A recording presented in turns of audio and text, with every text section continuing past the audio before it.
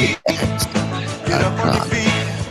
Visceral fat is weighing your body down. It's causing sluggish response of your organs.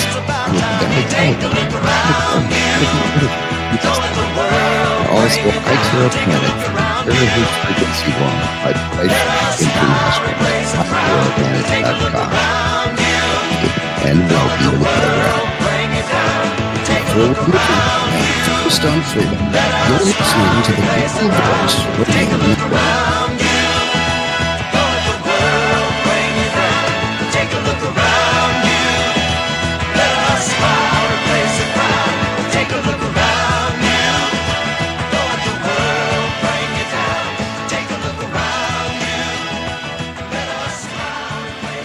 Hi everyone and welcome back. It's Thursday, the 27th of February 2025. This is Paul English Live. Just gone 8 p.m. here in jolly old England. Just gone 3 p.m. US Eastern. We're here on WBN for the next couple of hours and a bit longer elsewhere. Welcome to the show.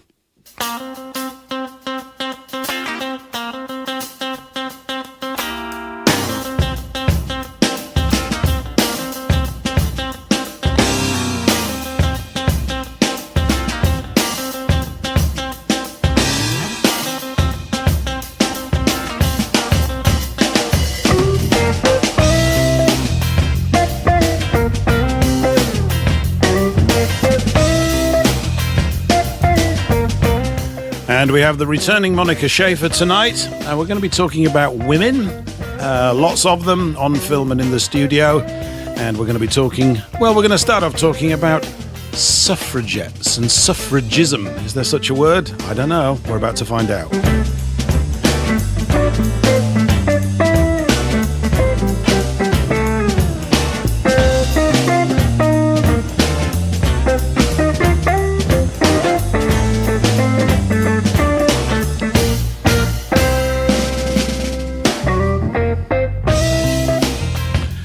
And we got some good clips lined up for you in the show, which should get everybody's teeth on edge and brains whirring, I hope.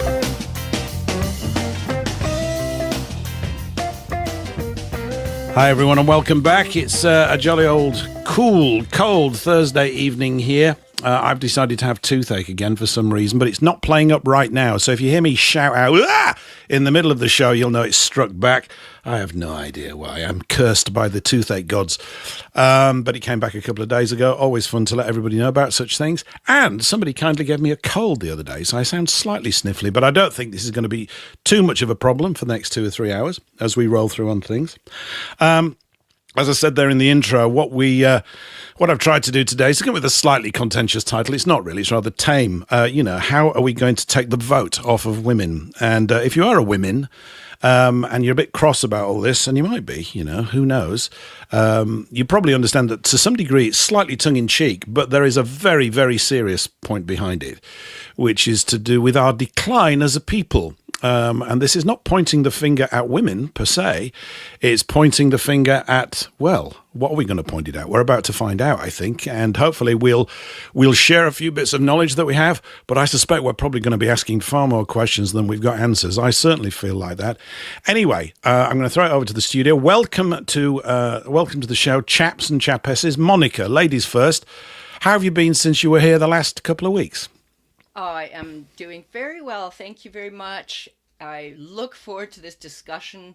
It's rather a momentous discussion, and I've had a terrific last couple of weeks. I was away for a few days, went snowshoeing in more snow than you can imagine, and I've been doing well. Thank you so much. You've been out in the snow? Yes, lots of it. This little tiny hamlet that I went to where I have a friend whom I visited, the graders have piled the snow from the roads and the driveway. People have to do their own, but it's so high, it's like twice as high as you or me. These snow piles on every corner of everybody's lot. It's amazing. All right, we haven't seen snow. I haven't seen snow since I was a young lad. Actually, that's not true. We're down here on the south coast, so we rarely get it, but we got some about 15 years ago. It's very exciting, particularly for my lads who were sort of infants at the time and had never seen it before. But that's it. It lasted 2 days and it disappeared. So we barely get it down here. It's far too warm and balmy and wet, really, most of the time. So, and how long will the snow last for? When will you be shoveling away your last piles of it? Does it go on for some time? Well, not here where I am. I mean, I came back home. That was a 3-hour drive away. And where my friend lives is really in the snow belt. We had a lot less snow where I live, although it was beautiful, a beautiful snowpack. But the last few days have been so warm, and it even rained last night, and I just see little piles of snow here and there where we had shoveled it up, but mostly it's gone from the fields. So I'm kind of lamenting that, because I figure it should stay at least till the end of February, and in March, okay, that's fine if it disappears. But I do enjoy the winters. I really like Canadian real winter with snow and ice for skating, that kind of thing. Wow. And then when spring comes, you see, if it comes too early, it's a gray time because you don't have the leaves budding out yet. And in fact, they shouldn't bud out yet. Sometimes they get fooled if there's a really warm spell, and then they get fooled into budding out, and then we get another doozer of a deep frost, which can really set them back quite a lot. So then, you know, Yep. we end up with gray and mud and for a while until maybe sometime in April, May, and then it really gets beautiful with all the new growth coming. So that's kind of the scene around here. Oh, yours sounds so much more grandiose than ours does, although we've had a few hints of spring the last couple of days. And the really nice thing at the moment, I go walking at the end of the afternoon, and I'm going later and later because my body tells me to go when it's getting to a certain level of darkness, when I can feel the gloom coming in. And I keep looking at my watch and going, oh, I'm going later and later, which is quite exciting. And then we're getting all the blackbirds singing, which is they're always a bit keen to get off. They can sense that the light's coming. So we're getting the little chirruping birds as the evening, as the last remaining rays of the wonderful sun set. So it's always a nice time of the year, this. It is quite exciting. I think we've got about a month to go before the clocks go forward. Yeah, forward, isn't it? To give us a little bit more sunlight. But I think for you guys over there, it's a little bit earlier. You always get more of everything, so it starts earlier for you. You do. I think your summers are about 8 months long, and ours are 7 Oh, or dear. something like that. Yeah, on the summer times. I have never met anybody, you might be the first, if indeed you like this time change twice a year, but I have never met anybody who enjoys changing the clocks twice a year. And I figure we should just stay on the standard time. And then you just do what you do whenever you do it, according to the daylight.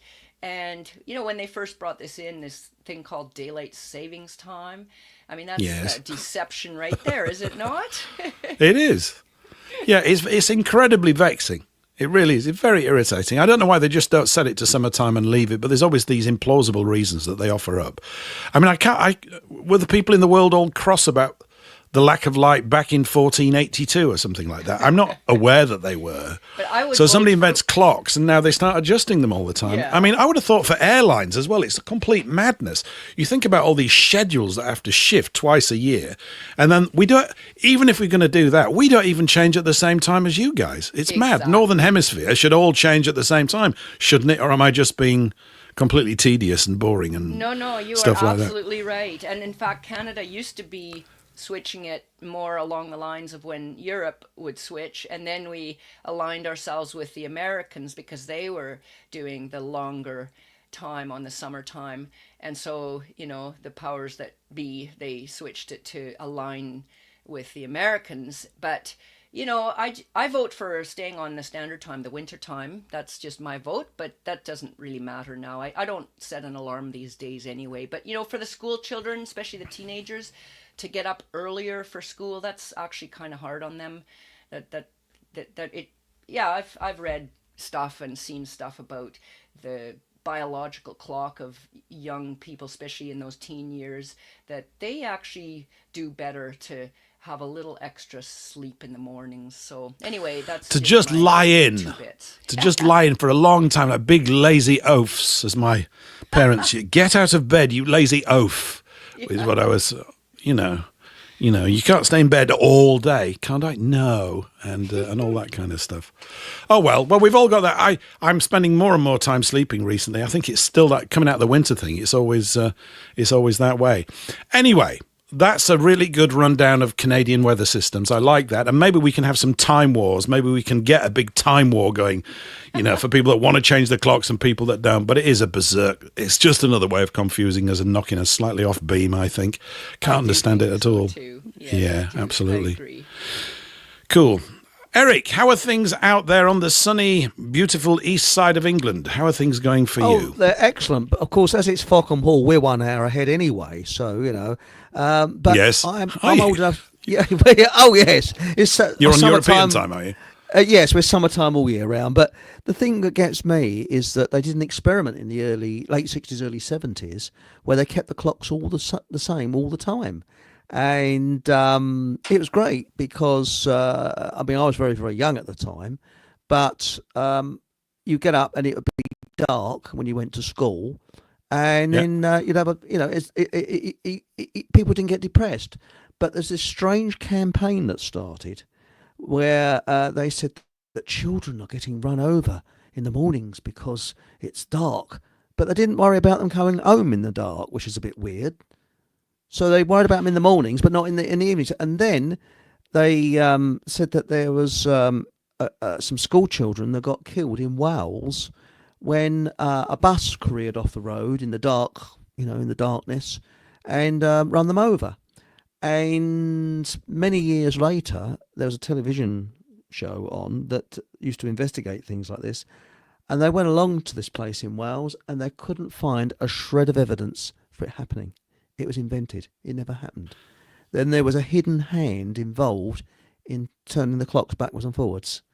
Now, who that hidden hand was, I don't know, but it was definitely a hidden hand that was up to it. So any guesses out there who wants all... And I think it might be something to do with money, because when they change the clocks round, it costs a lot of money, doesn't it? So someone's cashing it in somewhere. It might be they can make use of this extra missing hour or this extra gained hour in some kind of way. Yes. Who would know? I can't see that the advantages would be offset by the disadvantages. I mean, I just don't see what the benefits would be compared to the... It's a big thorny issue. I mean, it is. It's the issue of our times, pun intended. But it's well, maybe. It's probably usually bankers anyway, isn't it? It's usually bankers. It is, yes. But during World War II, they had double some of the time.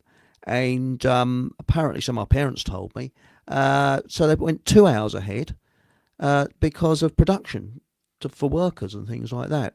So, but I'd like it to be on summertime, on European time all the time. I mean, it'd be great because, all right, it's a bit dark in the mornings, but it'd be nice and light in the evenings, and much better. I know. I just don't know why you just don't get up earlier. If we lived like bears... I'm not mean hibernating, although, the winter hibernation looks more and more appealing the older I get. I'm beginning to think that these bears are onto a thing by, hunkering down for 5 or 6 months or however long it is. But, if we just live naturally by the light rhythms of the earth, the flat earth for those that like that sort of thing, the globe earth for those that like that, whatever your proclivities are, maybe we'd all be better off. And then, you just get up later. But of course, much of this is to do with clockism, of course, with the requirements of industry to have you turning up and clocking in, which is all part of the regimentation and the management of your life, isn't it, to a great degree? Spot on. It seems to me that it is. Absolutely. Great. Okay. Eric, anyway, fantastic. Look at me, getting all my emphases wrong. Patrick, how are things in Wisconsin? Oh, they're good. It's about 42 degrees Fahrenheit, 5 degrees Celsius. I'm reminded of that Simon and Garfunkel song, Hazy Shade of Winter. All the snow's pretty much melted, except some patches. Yeah. But the maple sap isn't running in from our tree, so I'm kind of wondering what's going on with that. It's not good. But is it supposed to run at this time of year? Well, usually when we get this kind of weather where it warms up, usually it starts flowing, but it hasn't in the last. But then again, it's only been a few days since the weather changed like this. I mean, last week I think we were getting down to negative 25 Celsius. So we kind of jumped quite a bit in our temperature. And I was going to say about the daylight savings time, I think it used to be called wartime, and since they never declared an end to World War II, they never declared an end to using wartime, which is daylight savings time. The way I look at it and reckon it should be when the apex of the sun is at its highest peak. That should be noon, which would be standard time. Yep. Now, you can argue with me and say no, but I really think that should be just the standard. Well, I'd like to argue with you because I like a good argument. Yeah, well, but are you saying, Patrick, that prior to the war, prior to say what, World War II or World War One, we didn't have summertime? World War II, that they called it wartime. I listened to those old broadcasts of the BBC and different places in America. They'd call it wartime. Like Eastern wartime would be the Eastern American time, and it meant daylight. Now they call it daylight savings time. That sounds a lot nicer, but they never really dropped it after World War II. They just kept it going. I don't know. What are they like? They can't even get their finger out to sort that out. I don't know. They, the veritable they. All right. Cool. Paul, are you here? Do you want to say anything, or are you just lurking and picking up signals and firing them out into the universe? Hi. Absolutely. Hi. How's How you doing? How's the ice in the guttering, Paul? How's all the ice doing in the guttering? Well, it's melting. The leaks have slowed way down, so I think we might be making headway.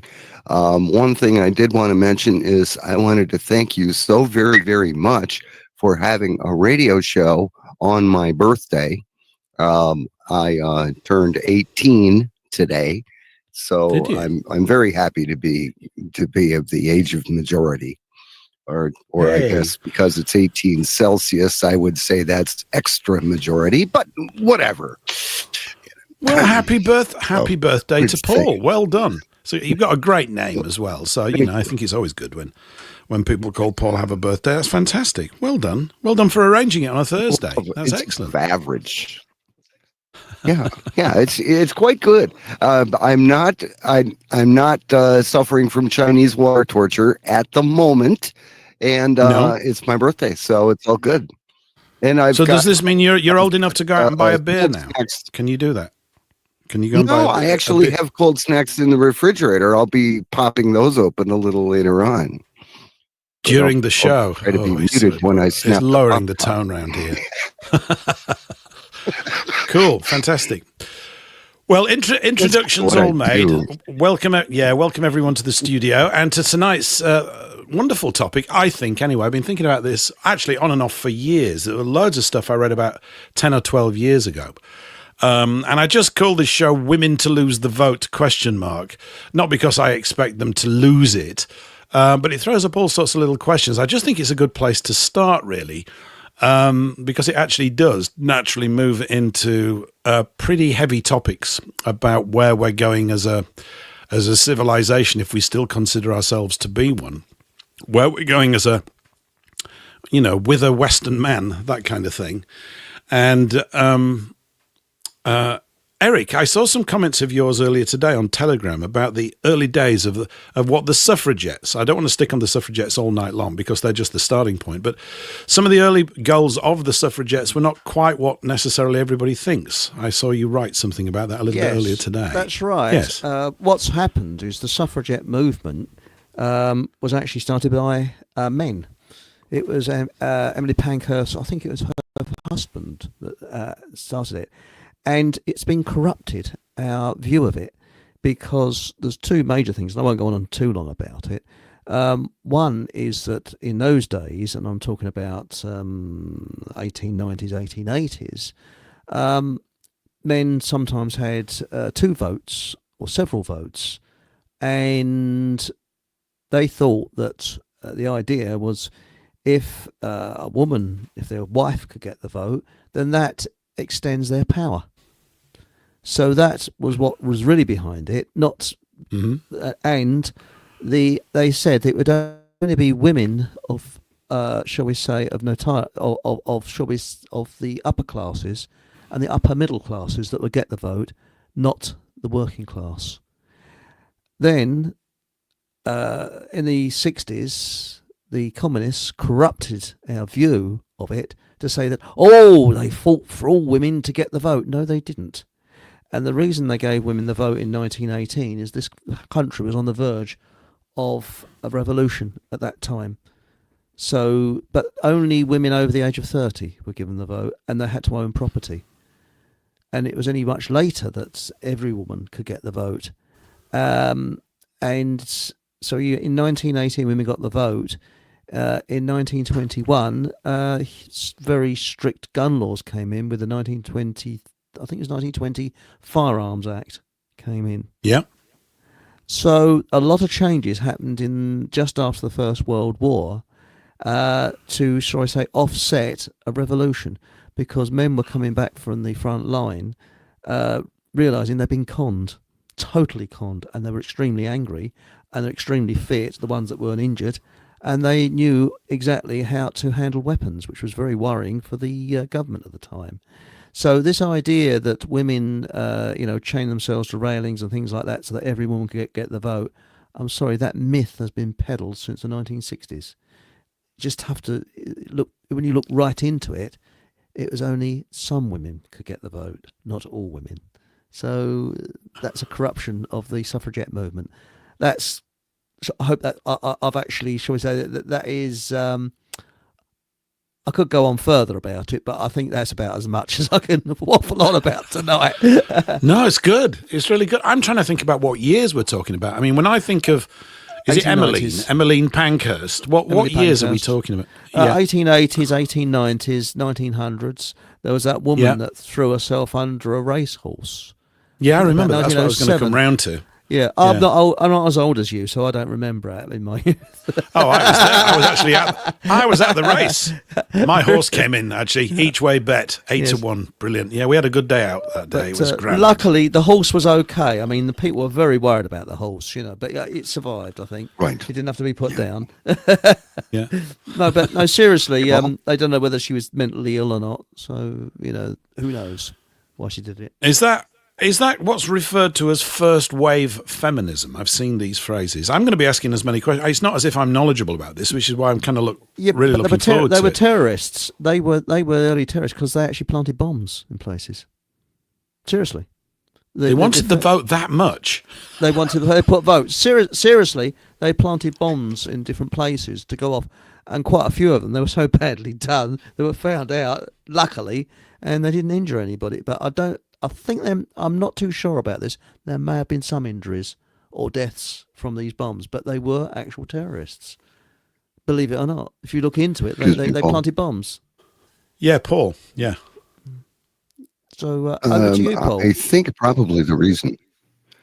Hi, Eric. I think probably the reason that the vote changed was voting originally. I mean, way back when, that was property owners, people with a stake in the country, and they had ownership of part of the land. And then they were only allowed to vote. And then the women's vote, it was, like Eric said, only women of stature, women of that owned property could vote.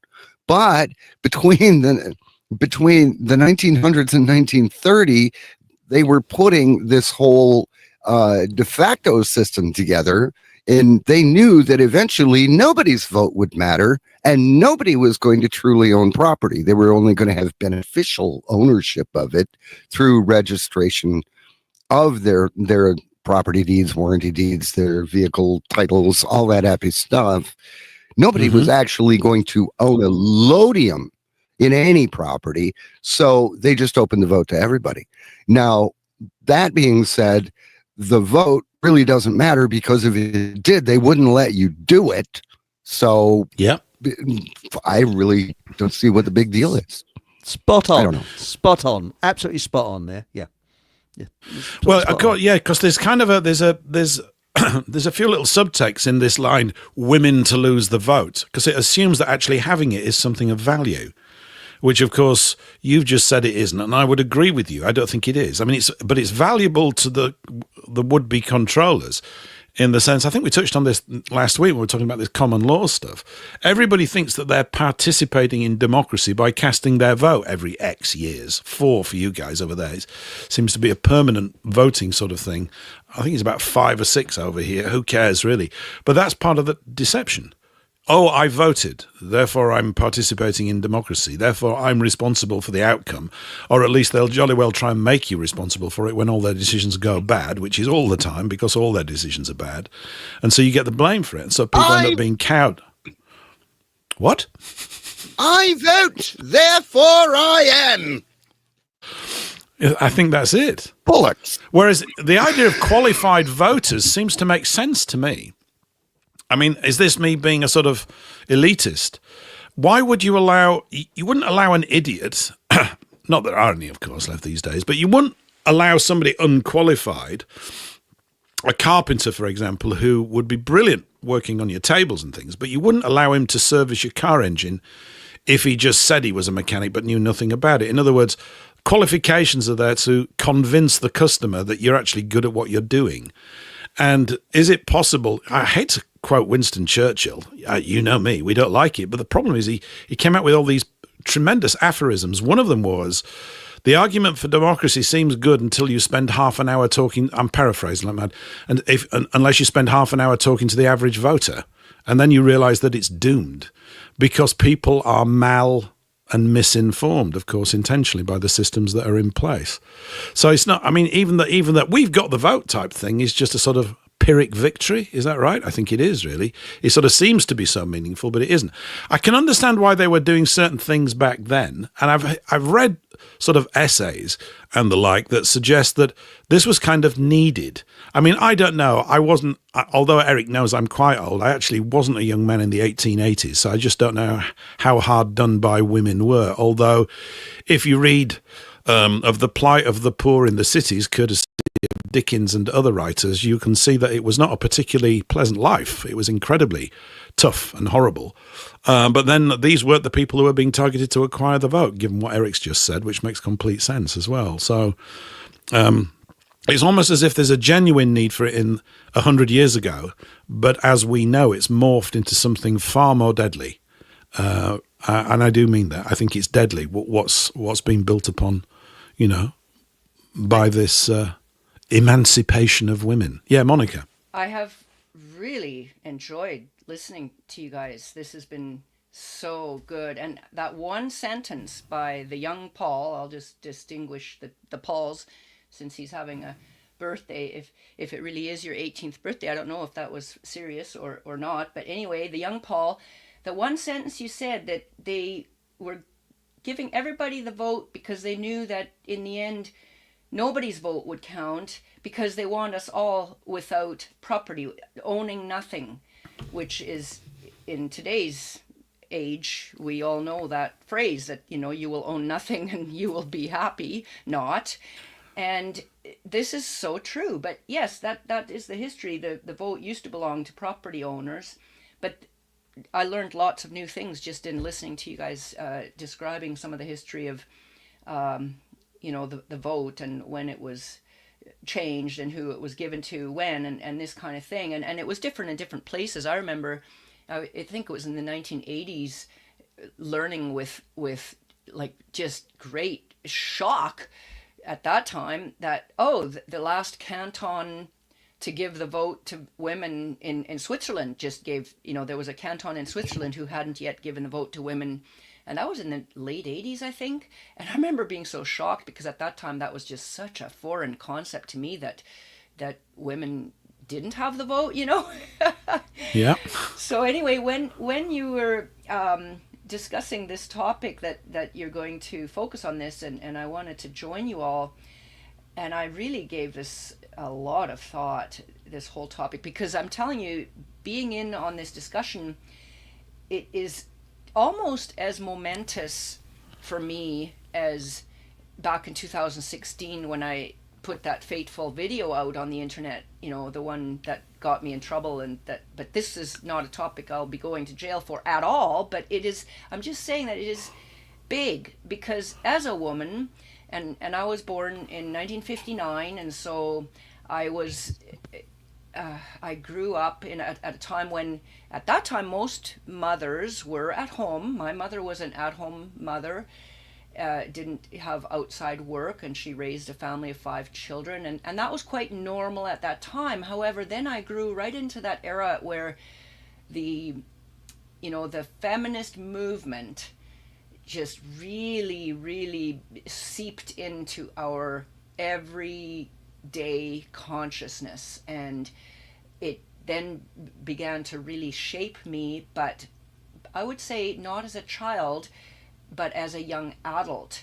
And I would say I made many life mistakes based on, the influences of the feminist movement in my life, as well as other influences, with all the lies and deceptions that we have at other times talked about. But the feminist movement, I would put that as one of the most destructive elements of those who wish to destroy us. That tool, it's the Trojan horse, really. And how is this related to the whole topic at hand, women's vote? And I would say, Paul, that when you said, it's a good starting point, I was going to say the other way around, that okay, it definitely is a good hook to bring us into this discussion, but I would want to say that we need to create a context for why would we even discuss something that I can't believe, 2 years ago I wouldn't have entered into this conversation. I would have thought it was absurd, but now I am entering into this conversation. I've, had more time to start to think about what has been done to us and the ramifications of, the whole feminist movement. And I guess that was, the suffragettes was, like you say, was that you were saying the first wave of feminism and all this stuff. But yeah, in my personal life, I would say I have come full circle to where I was as a child instinctually. Because as a child and well into my teen years, that's an artificial construct, by the way, from those who don't like us very much, this teenager concept, but that's an aside. But all through my childhood and youth, I wanted nothing more than to do exactly what my mother did, and that was to get married, have children, and be at home with my children. That is what I desired. And then it was, my life didn't quite turn out that way. It just took different directions, and I'm not going to get into, laying out all my personal mistakes and everything I did in my life, but that's not what this is about. But just to realize what influences I had suffered under, and I'm using that word as just that we all suffered under. I'm not saying, oh, poor me. No, we all had suffered under these influences, with the degenerative forces upon us. And when we were talking earlier about the daylight savings time, and I really liked your explanations. I didn't know that about the war thing, but to get us off balance and whatnot. And who is doing this to us? Perhaps it's the bankers. And I would say the same thing, of course, with the feminist movement. I know that you like to be careful about naming who this is, but we could just call them the bankers, or those who were kicked out of the temple even in the time of Jesus Christ. So those ones, the ones that impose usury on us, right? So those ones. Yes, those ones. They are the ones who invented this very degenerative thing called feminism. And when we discuss this, it is extremely important for us to understand at the core of this that it is not a competition between men and women, which is what the feminist movement somehow instilled that notion into us, as was demonstrated by my nephew, who said to me, Monika, I'm so surprised that you're becoming this and that and the other thing. He used all these weaponized words that I never used those words. They were just weaponized words that he thought were associated with being a Holocaust denier or whatever that is, and then he said, I'm so surprised you're anti-feminist. You're the one who stands to lose. And I thought about that afterwards. What? Stands to lose? So he obviously was raised to believe that it's a competition. Life is a competition between men and women. That is at the core of what has been done to us with this feminist movement, that we're competing with each other. And really, that is, well, I'm sort of, I want to go in a million directions here right now with this discussion. It is just so critical and crucial. And I'm so happy to be here to discuss this, because really that is behind what we're, the hook is women to lose the vote, question mark. And most people will hear that and go and just be, they'll run for the hills, they'll shriek, they'll say, what, are you kidding me? But we have to put this into this context of women and men, that they do have different roles in life, that they are different. We are not, that's all equal like they tried to tell us. And in trying to tell us that we're all equal, they try to make us think that that's all about making us be fair with each other, or that, that this is supposed to be good for us. But in actual fact, it is the most divisive tactic. That's what they're doing. And so to divide us all up, and with the feminist movement, they say, oh, it's to raise women up to where men are. In the meantime, it's to divide us between the sexes and make us compete with each other, when in actual fact, it's not about one sex being higher than the other or lower than the other. It's about us fulfilling different roles. And this is a very natural thing, that we have different roles. The last time I checked, women can have babies and men can't, although they're trying to play havoc with that too these days, with the insanity of the tranny stuff and whatnot. But that's an absurdity that's just beyond the pale. It's, I don't even know, we don't even need to go there. But the natural order, women have babies, women can nurture and breastfeed those babies. The natural role is for women to be in the home and raise the families. And it went all through my young adult years. I remember just having this message come at me from all around. You can't pinpoint where it comes from. It comes from all around, whether it's the movies, whether it's the just everything, the news cycles, the schooling, the university courses, everything. They're always defining us by, oh, what do you do for a living? What do you do? And thereby lowering, oh, you're just a housewife? You're just a housewife, implying that this is just sort of a no, you don't need any intelligence, you don't need any skills, you don't need anything. Whereas in actual fact, that is a role that you become everything. You become, a doctor, a nurse, a nurturer, a care. You're everything, and it's the most important thing.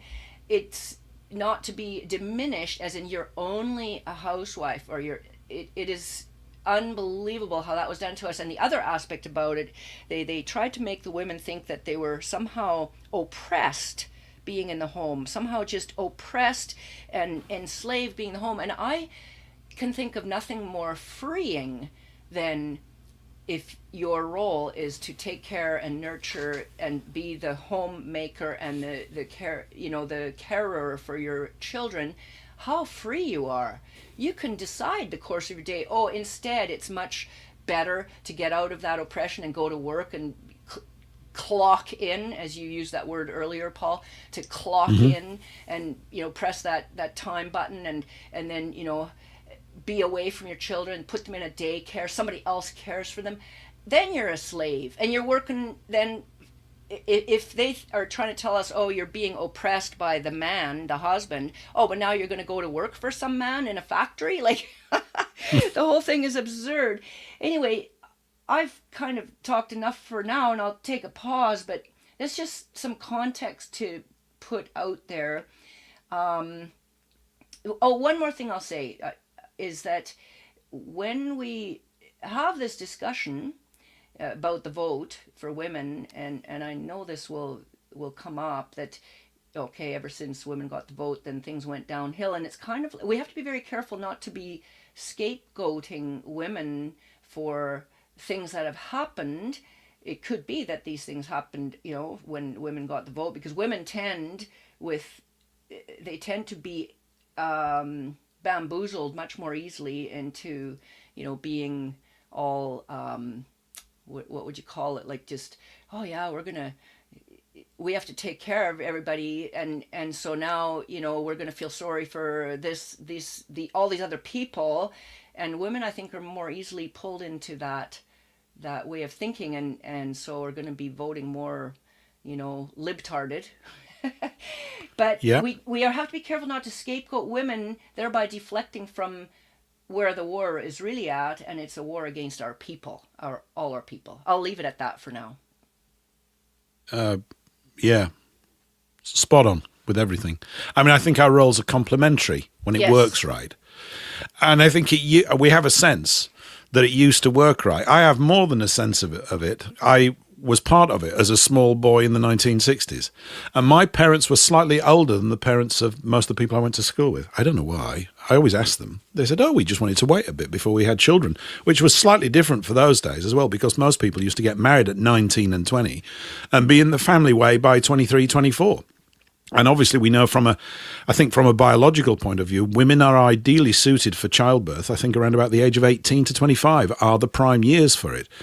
But we can just look at the data as well. Whatever we might think about all the aspects of its ruinous effects, we don't need to speculate too much, because if we just look at the birth rates and the reduction in the number of people in so-called stable marriages, at least this is what we are told, and I guess I have a sense that that's the case, then we see that this is the bitter fruit of this. That it's harnessed on something that was always there, that we were able to control properly through ethical, moral, civilized behavior, which we had in abundance. And this is, I think, to a great degree to do with controlling the sex drives of women and men. They have to be mastered. And if you look at the porn industry, that's designed to assist people to lose their mastery of that. And to give into more baser instincts, and to think that this is the high point of your life, is to hop in the sack with someone as many times as you possibly can. And this means your life will be great. And of course, it doesn't mean that at all. It just means that you might have a wild time in your 20s or something or whatever. But if you don't sort yourself out, that won't carry on. And then you end up, with these cliches of the lone cat ladies in their 50s, 60s and 70s, bitter about things without any children, withering away. And see, this is the bitter fruit that comes down the line. It looks great when the party's on. Yay! Who wouldn't want to go to that? What, are you mad? But if without some kind of ethical and moral guideline in there, a compass, which used to exist, it absolutely used to. This is why I suppose I tend to hark back to the Victorians, simply because they are viewed as this staid, completely sexually repressed people, which is not entirely true, of course, because if it were, we wouldn't be here.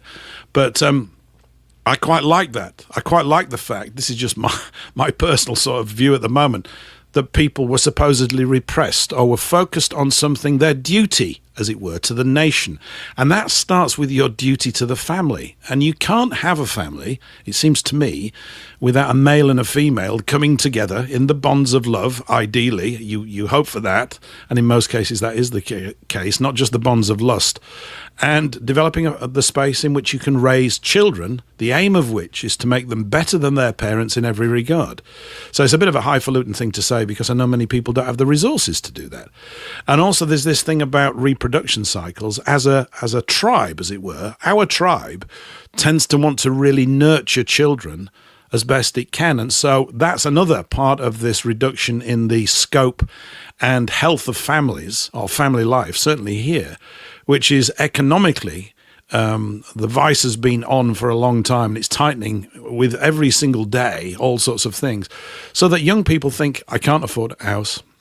We've both got to go out and work.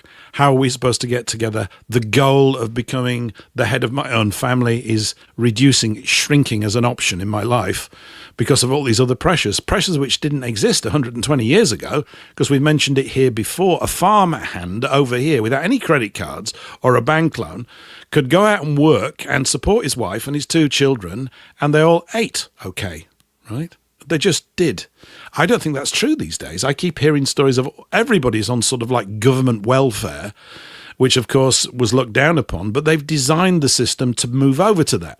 So this is not at the heart of what we're talking about, but these are the end results at the moment. These are the symptoms of a very strong disease in the heart of it, I think. So, and the whole what is it? I know it's opening a can of worms is one analogy, but I think is the camel got its nose under the tent and it's just been coming in ever since, you know. And you go, oh yeah, well, a little bit of this and it's okay. And then we had mini skirts in the 60s and all these things, which are great fun. I'm not a prude. That's not what I'm saying. But you see an ulterior motive with all of this stuff. It's to lower the kind of sexual restraint, which is. Oh, we'll come to this later on in some clips I've got, which it appears to be absolutely vital if you want to build a civilization. If there's no sexual restraint or self-mastery in that department, you're done for, because it just becomes a sort of basically a knocking shop for the whole country. And that's kind of where it's going. You can see there's something very low quality and low grade, I think, he said as a middle-aged fuddy-duddy, about the nature of the bulk of the so-called relationships, particularly like the ones that are paraded on TV these days, you know, in the soaps and stuff. They're just programming that makes life even worse for the people that consume it. So all those movements, and spot on, Paul. I'm sitting here nodding vigorously. I know you can't see that, but I'm telling you. I can feel the waft all the way from Canada with all the nodding motion, Monica. Anyway, all these movements that what you just described, some of them, we thought they were just organic. You know, we just thought these things were just natural and normal to happen with, you know, youthful rebelliousness and this and that. But no, they were driven. The movements to first of all, the styles in clothing to become a little bit less modest, shall we say, and then the drive to, the free love movement, that whole thing, you know, just sex with anyone, that's just fine. So there goes the restraint, you know, and that we just thought, that's just normal, that young people, you know, just normal. Well, no, it was driven. These things were I guess, social engineering was at play that we weren't aware of at the time. At least I wasn't. Me neither. Yeah.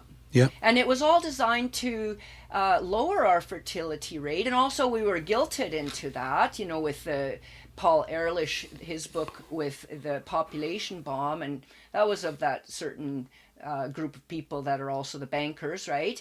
And it was to make us conscientious people think, oh my goodness, we better have less children. Meanwhile, then you go fast forward a few decades and, we need workers. We have to bring them in from other countries, from the third world. We need these workers, right? So that was all by design. Little did we know that there was all this engineering going on behind the scenes. And we're kind of broadening out the scope here, but then back to the whole thing about families and women and men and their roles. And, you know, if you convince women at that certain age when they're 18, 19, 20, that really they got to get a career, they got to do this and do that, and they're just as good as men, implying that if they were staying home having children, they're not just as good as men, right? There's always that implication. So you're driving these women into getting their careers. Well, then you're going to pass by that ideal fertile time of her life. Yes, women can have children still in their 30s. I mean, I did. I have one child, and I was a mature mother, you could say. And I knew when I was giving birth to her that, this would have been easier 10 years earlier. I can tell you that. But anyway, like I said earlier, my life turned out very differently from what my childhood dream was. And that was to be an at-home mom and raise children. And I remember thinking to myself that divorce is not in my vocabulary. It is not even anywhere near my vocabulary. Okay, later that changed, right? But it's just so many influences, and I have, you know, forgiven myself for some of the errors I made, but this is, I have looked and thought deeply about these subjects that we're talking about today, and I'll pass it back over to you. Great stuff. No, really good stuff. Eric, Paul, Patrick, any comments?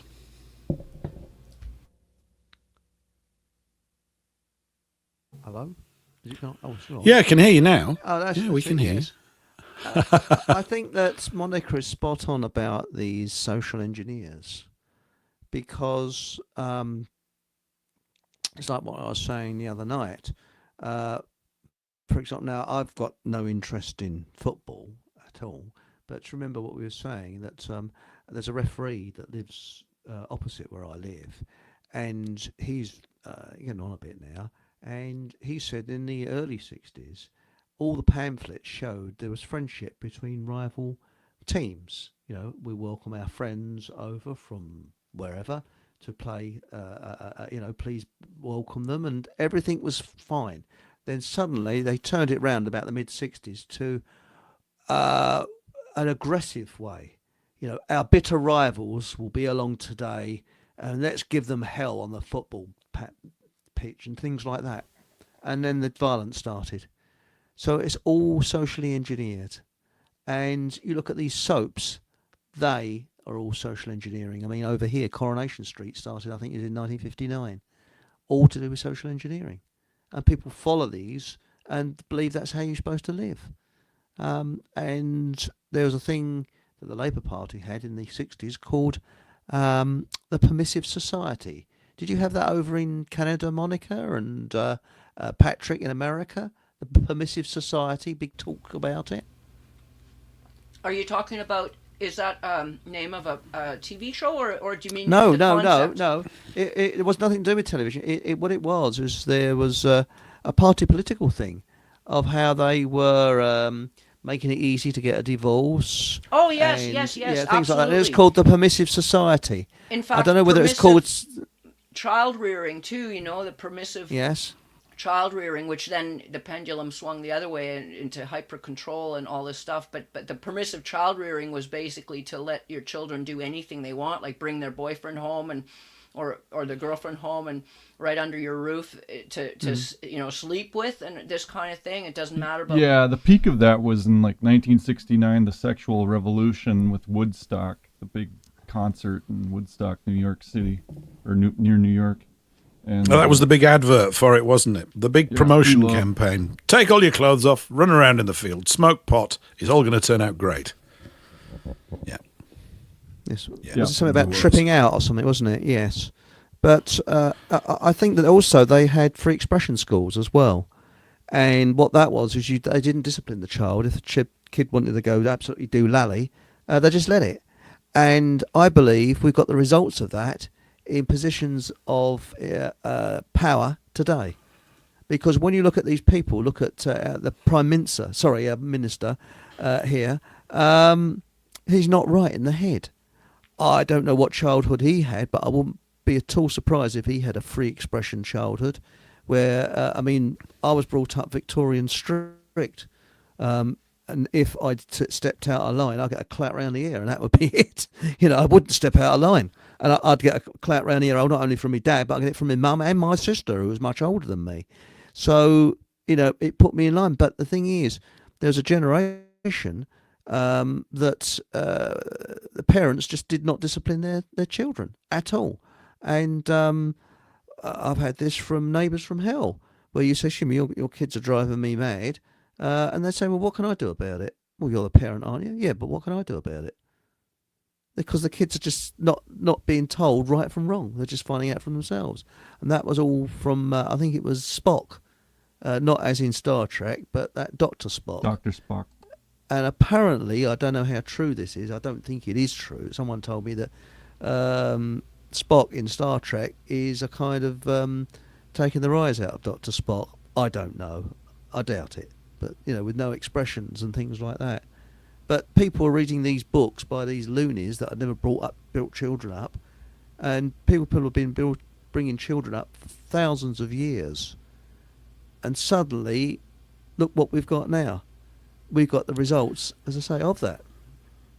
Well, I think you're right. I mean, Monica, I'm born a year after, I'm 1960. So I reckon we had a similar sort of cultural overlay taking place. I felt as though I was My parents were from the old world, but I was surrounded by a lot of younger parents of my friends who were from the new one, as it were. And they were a lot younger. These were people born, I guess, after the war, parents in their mid to late 20s, when in the early 70s. That's when they were. And my friends were, obviously their sons and daughters and stuff like that. And there's the whole culture forces you. This is, we are a herd animal. You got to observe, and you don't even realize it's going on. You've got to fit in. You can't survive otherwise. And you don't want to be pushed out of your peer group and all this sort of stuff. So you can't even see these things. It's we mentioned it here before. It's the fish in water. You don't even realize that you are a fish in water. It takes a long time for you to kind of understand the medium in which you've been floating around most of your life and to see it for what it is. I think it's resulted in arrested development, of which I include myself. I'm quite serious. I was talking to someone about it the other day. It's as if we take forever to grow up. Mm-hmm. I don't know what... I felt like that all the time. I thought, am I just going to be a permanent juvenile in certain tastes and emotional reactions to things? I think I might be doomed that way. Not that I'm trying to be immature here all the time, although sometimes it's inescapable, right? But there's definitely something about that. Did you experience conflicts with your parents due to what we would now recognize as this social engineering of our generation after, our parents, yours and mine, were of the older generation who still did have those, strict values and morals and ethical guidelines and how to be and how to then subsequently raise a family like we did. Alfred and I have talked about this. In fact, one of the broadcasts we did together on my show on Republic Broadcasting Network was about that. Like, what are some of the things that we fought with our parents about that we now realize they were right about? Did you experience that? I didn't really. No, I mean, I think I had a friend who used to literally have fights with his father in the garden. And they would have stand-up fights. They just couldn't agree on anything. He was pushing the boundaries of what was acceptable to his father. He was quite a strict disciplinarian and didn't take too kindly to it. And I remember he would come to school and tell us, oh yeah, I was out in the garden. Me and my dad were actually hitting one another with a lot of it. Because we'd find this very amusing. Although there was a bit, I'd go off and think, that's very bad. It never came to that. My parents would have been classed as old-fashioned. And I was awkward about it at first. I thought, why are my mum and dad different to all these other parents? So at the time, they didn't appear to be cool.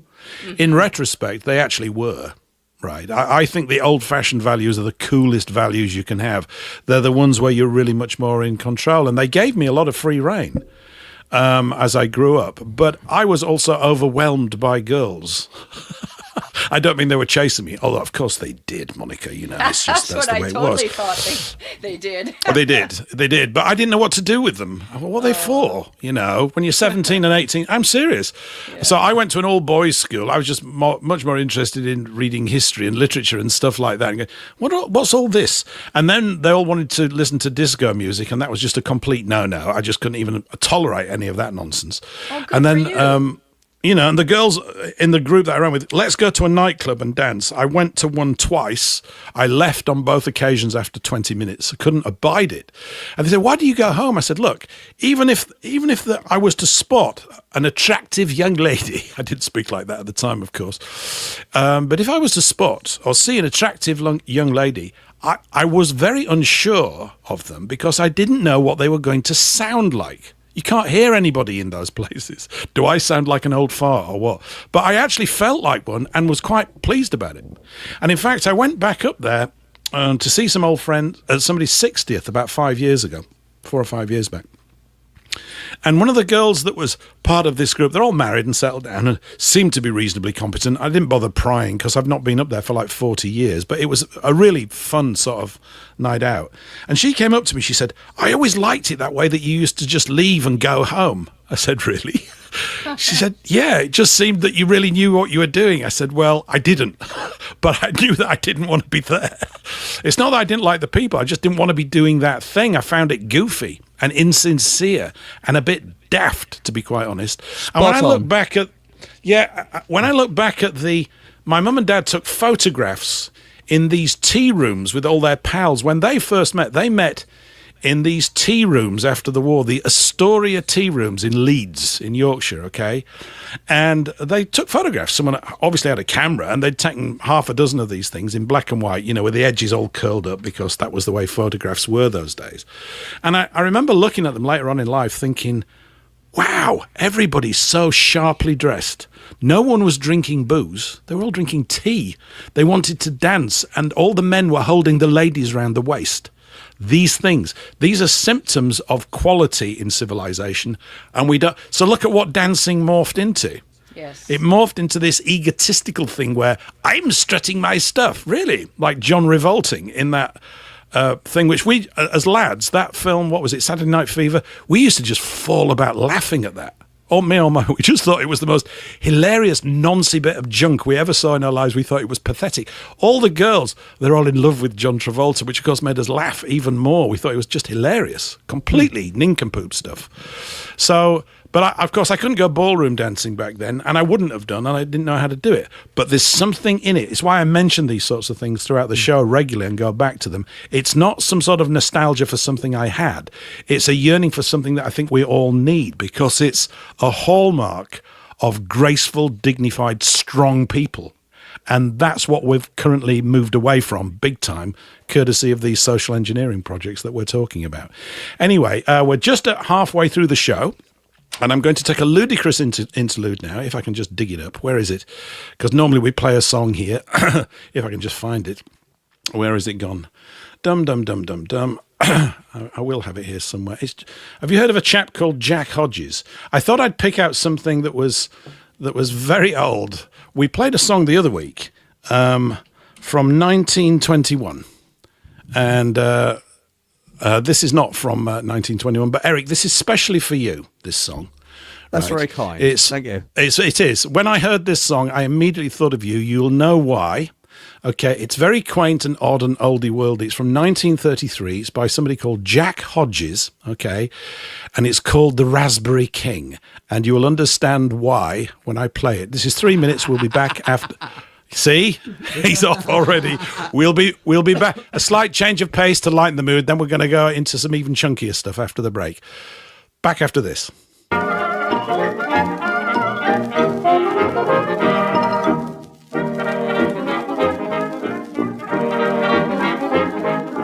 In a little town where I belong, there's a most accomplished fellow. He's the leader of the village choir, and his voice is warm and mellow. He drives a fruit cart around the street, and everybody knows it. He doesn't sing or rave about his fruit, he simply blows it.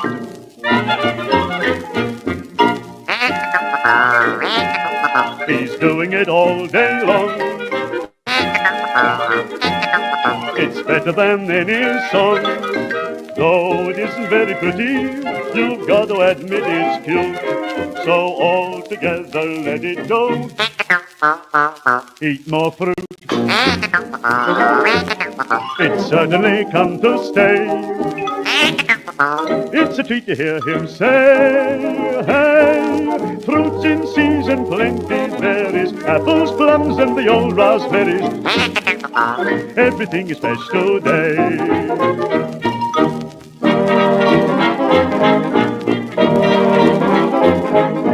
Every Friday night when work is done, he never wastes a minute. To the village hall he hurries round, where he sings just like a linnet. To hear him blow a melody, it's great, you can't deny it. And if you've nothing else to do, I'd like you all to try it.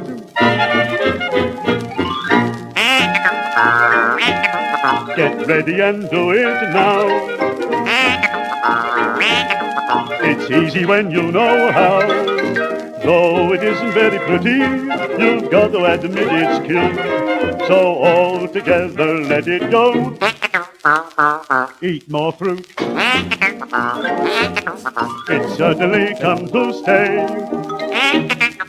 It's a treat to hear him say, hey, doti la son fa mi re do. Everything is fresh today.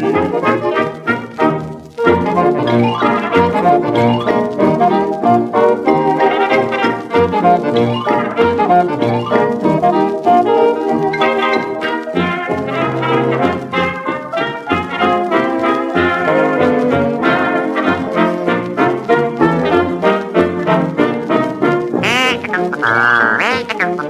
certainly come to stay.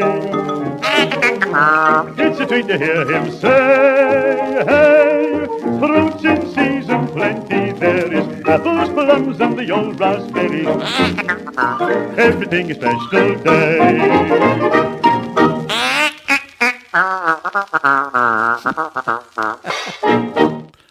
And they don't write them like that anymore. No, Spike Milligan did a send-up of that. Go onto YouTube and put Spike Milligan eat more fruit. You'll be off your seat with laughter. I've seen it, and I went off and hunted down the original recording, and honestly, they don't write songs about raspberries anymore, do they? And That's the right. world is the poorer for it, and also it reminds me of like those Monty Python songs where they all stand around as a barbershop quartet and sing something very formally but with very lewd lyrics, and I quite like that a lot. So it's top. I thought you might quite like that, Eric. Yes. Oh, absolutely very brilliant. much so. Thank you so much for playing that. I really enjoyed it. I was almost off a seat with laughter. But it's good. It's brilliant. It's good. I don't want anybody to accuse us of playing modern popular music. We don't want to do that round here. We're trying to find things pre-1940 all the time. It's good. I don't know why. It's It is quality. good. It's fun, But actually. My granddad, he was a blind greengrocer. Unfortunately, he died on my father's side. He died about 2 or 3 years before I was born. But he told my father, he reckoned that all the problems with the country started from dance halls because I come from a long line of male non-dancers, you see. My father would never dance with my mother, and I'm a non-dancer as well. My feet are firmly on the ground. And as for disco music, it looks like someone's got Savita's dance. I mean, what is it about discos? I hate them. I think they're horrible. And I did when I was in my teens. Couldn't stand it. I'm glad there was somebody else that don't like it either. Oh, no, it's not manly. I just never liked it. I just thought it was not manly. It's as simple as that. So not interested at all. And of course, the thing interesting about ballroom dancing, you could lay the same accusation, particularly when you see them and they're all floridated up on TV with all those preening around with their perfume and stuff. My dad used to laugh like mad. But when you see normal people just doing it, there's something great about it. I just think there is, because it's not even about the dancing. It's about, again, it's like a good marriage. You have to serve your partner when you've got your hand around her waist, and you have to do that because you don't want to stand on the dear lady's toes. And it used to happen, of course, much to the end of the relationship, almost immediately, I suppose. Yeah, ballroom dancing is absolutely the greatest thing, and you're absolutely right. It is so a wonderful thing that couples can do together, and I think that if a couple actually is a good dancing couple, like with ballroom dancing, it absolutely strengthens their relationship, their marriage, everything. There are so many components to it. There's the physical, together with the music, that the vibrations of that, but there is this role too for the men and women. Back to this thing about men's and women's role, and it is encapsulated in the ballroom dance, where the man leads and the woman must be led, and it is, when done well, I'm telling you, it is just absolutely magnificent to behold, or if you are lucky enough to have a good dance partner to be involved in. Back to you. No, I love. You see, although we're talking about something like dancing, we're touching on something else, something really important that's really fundamental to us as people. Paul, you were saying something.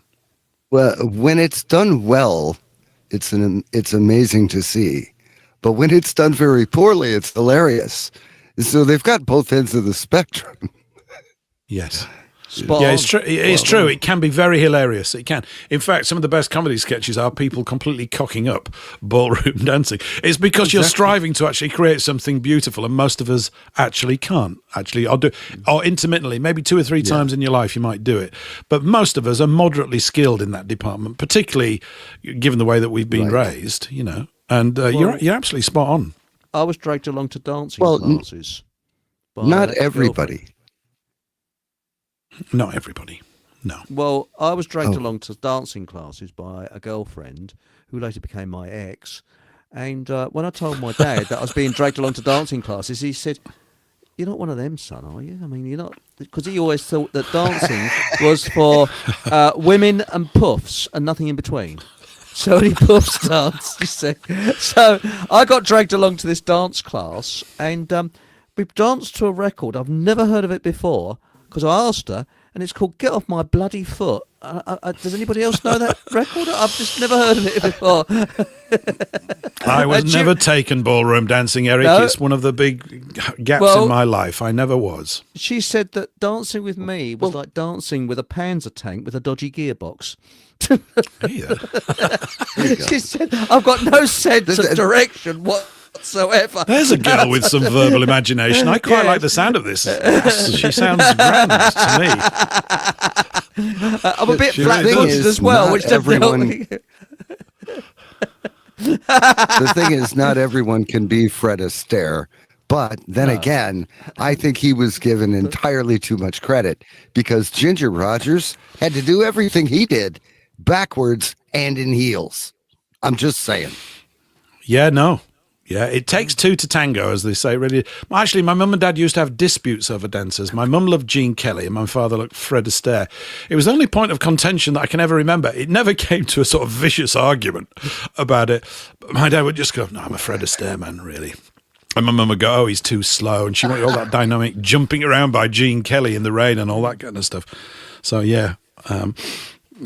Great times. Really, really good stuff, actually. I think it's just worth reminding ourselves of this, because it's actually not that long ago. Everything has its era, and I guess that one has definitely gone. But it's this thing about the dancing. And, what you were saying, Monica, it's a very refined thing, and it's a high tide watermark in your life if you ever get to do it. I do think, Eric, like I was saying, the Fockham Hall Festival should have the Foxtrot, the Fockham Foxtrot or something. I don't know what that is. I know it's a dance.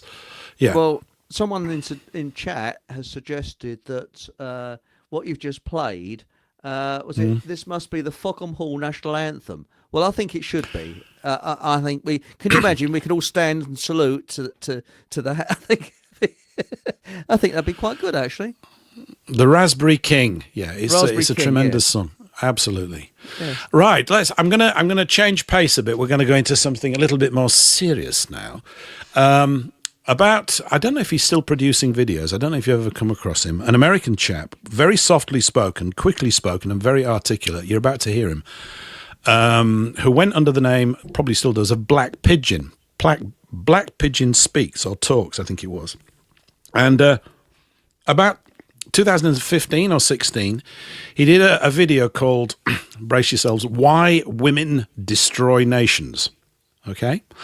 And I'm not going to play the whole 18 minutes because it would absorb us and we'd go somewhere else. But I'll put the link into chat for those that want to go off and listen to it. But I've pulled a few clips from it. The first one's 4 minutes long. It's quite chunky, this. But it lays out the groundwork. And I think the other week I mentioned this. This is where I found out about it. This English chap called J.D. Unwin, who wrote this book, Sex and Culture. And his findings are very serious. They are. There's definitely a serious side to this. We know that we're dealing with a serious thing. That's why we have to have some silly Raspberry King music every now and again to alleviate the tension. But this clip's 4 minutes long, so I'm going to play it, and your responses afterwards should prove to be quite interesting, I think. And in a democratic society, they vote their biological imperative. Now, what do I mean by this? Well, recent genetic research has shown that before the modern era, 80% of women managed to reproduce while only 40% of men did. The obvious conclusion from this is that a few top men had access to multiple women while the bottom 60% of men had no mating prospects at all. Women clearly didn't mind sharing the top man with a dozen other women, ultimately deciding that being one of many women sharing a man who leads was still more preferable than having the undivided attention of a man who serves.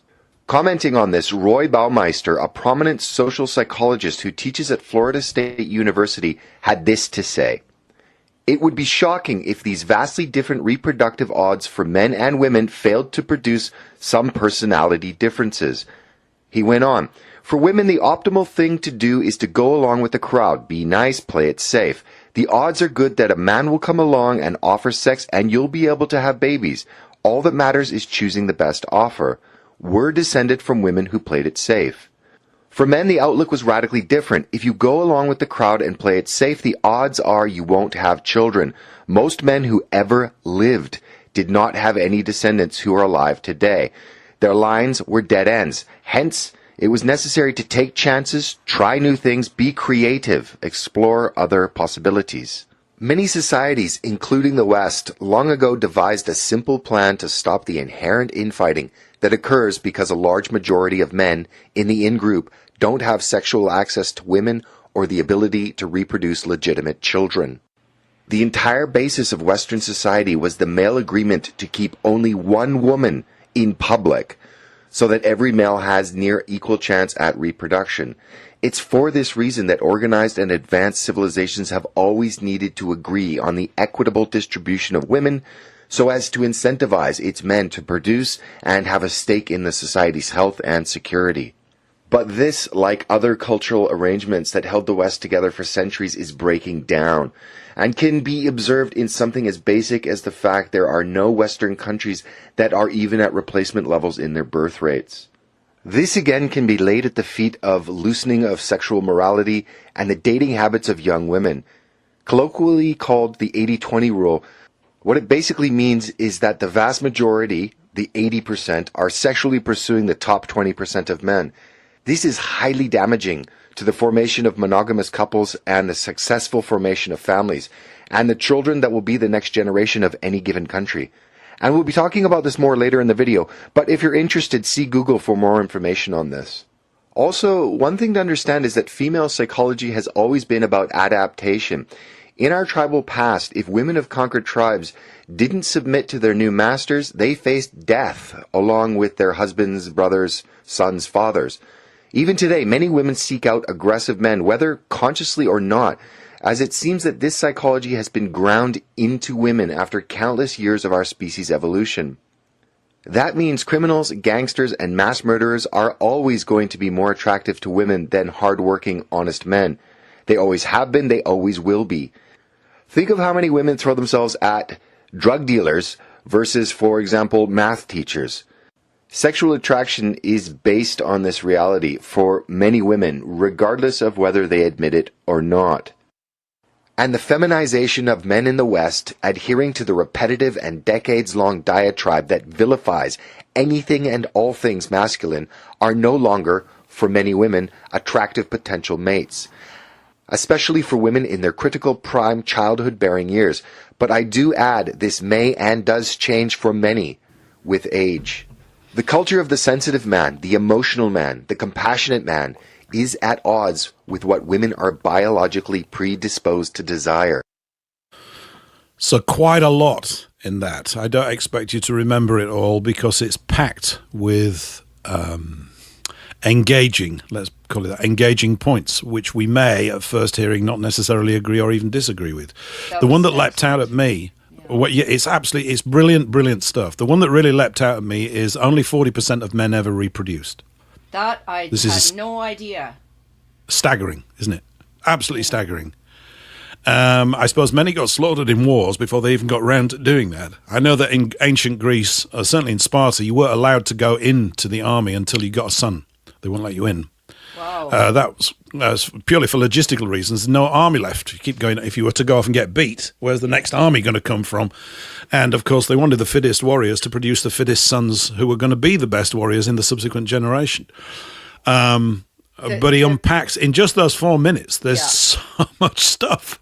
I'll There's just so give much you a in story that. that illustrates what he said about women desiring masculine men, strong men, and all that. It was when I was in prison, and I was asking these German women. This is in prison in Germany, and very Aryan-looking German women, and I wanted to share something with them in English. And I asked each of them, "Do you speak English?" "Oh yes, of course. I go with a man from Morocco and we speak English together. That's how we communicate." The next one, "Oh yes, of course. I go with a man from Turkey. We communicate in English together." And then I just looked at them sideways. I said, what's wrong with German men? Because it was completely off topic of what we were talking about, but I just said that. What's wrong with German men? And did they ever give me an earful about that they wanted masculine men and they wanted to feel protected? They did not want a man that was going to say how high when they say jump or something to that effect. And then we had a nice discussion, because these things were not new ideas to me. But then we had a nice discussion after I said, you do know that the weakness currently visible in German men is not genetic, right? This is through social engineering and decades of this re-education program and programming, basically. And they did know. They understood that. But they said, but we want masculine men here and now. I mean, not here in jail, but you know what I mean? Just Yes. So that was the story that illustrates that. And what do we see in all the adverts or the movies? We see very clumsy, weak white men, while we see very masculine, dark men everywhere. Everywhere. Yeah, we do. We do. And I mean, I grew up with very masculine men when I was young, but not as masculine as they were in the 1930s. I'm quite clear about that. And it's something to do with self-discipline and restraint. And also, I suppose, back then, the hardships of life earlier on. This is when I was saying earlier, about feeling like I'm undergoing permanent adolescent arrested development with things. I think there's definitely an aspect of that. We've had an awful lot of fun, but we're not as strong, and it's a concern. You can feel it in a way. So, yeah, I mean, that whole thing of of females wanting the rebel, wanting the slight edgy maniac. It's absolutely true. And to feel protected. To feel protected. Yes. Well, they want to know you would beat off anybody, beat them up if things go out of hand. And in fact, women, I noticed when I've been in situations like that, mainly in my youth, 3 or 4 times in pubs and things, the women will get very excited about that in all sorts of ways. I couldn't have analysed it and told you at the time, but looking back on it, I remember these sorts of moments very much. There's a great deal of natural sort of vital female energy comes into the whole scenario. And of course, they want to defend their man, and there's all sorts of stuff goes on like that. And we're not this sophisticated creature all the time that we think we are, thankfully. But of course, we've definitely been softened up. And the advertising bombardment is a key part of that. It really is. It's everywhere you look. The agreement has been set for the soft, sensitive man, who's basically a complete waste of space. Particularly these ones that are continually emoting with feminism and want to back it up. You just go, what? What are you talking about? Because it doesn't produce any strong relationships. If it did, I'd be all for it, but it clearly doesn't, because it's not. Nature doesn't want it that way. We're anchored into. You just hit on a very important point about, having this sensitive man type being pushed. And in the feminist movement, pushing that narrative for women to be attracted to the man who would be, the soft, sensitive type. And if he wasn't, then he wasn't any good. But that's part of it, isn't it, Paul? That it's pushing that narrative further to try to artificially create what should the woman be attracted to, and that it doesn't work out in the end. No, it doesn't. And I mean, I'm not making an argument for the so-called mythical Philistine bloke, the great brute. I mean, they do exist. I've worked with brutes, 2 or 3 that I can think of, who were unflinchingly so male, it's just almost, it was difficult to be around them. I've often thought that, males are basically 80% masculine and 20% feminine, and it's the opposite for women. This is just me making stuff up, right? I thought there's got to be a bit of the other side in you so that you can see the feminine and so that you can see the masculine. Because someone who is completely insensitive to things, which of course I suppose is the archetypical picture of the dense male, is a bore. And they are, it's like, what would you call it? A jock, a sports jock, just continually droning on and drinking beer all the time. That's how it got to be portrayed. I don't necessarily remember it being like that 100 years ago, but that's certainly the way it ended up being portrayed in popular culture.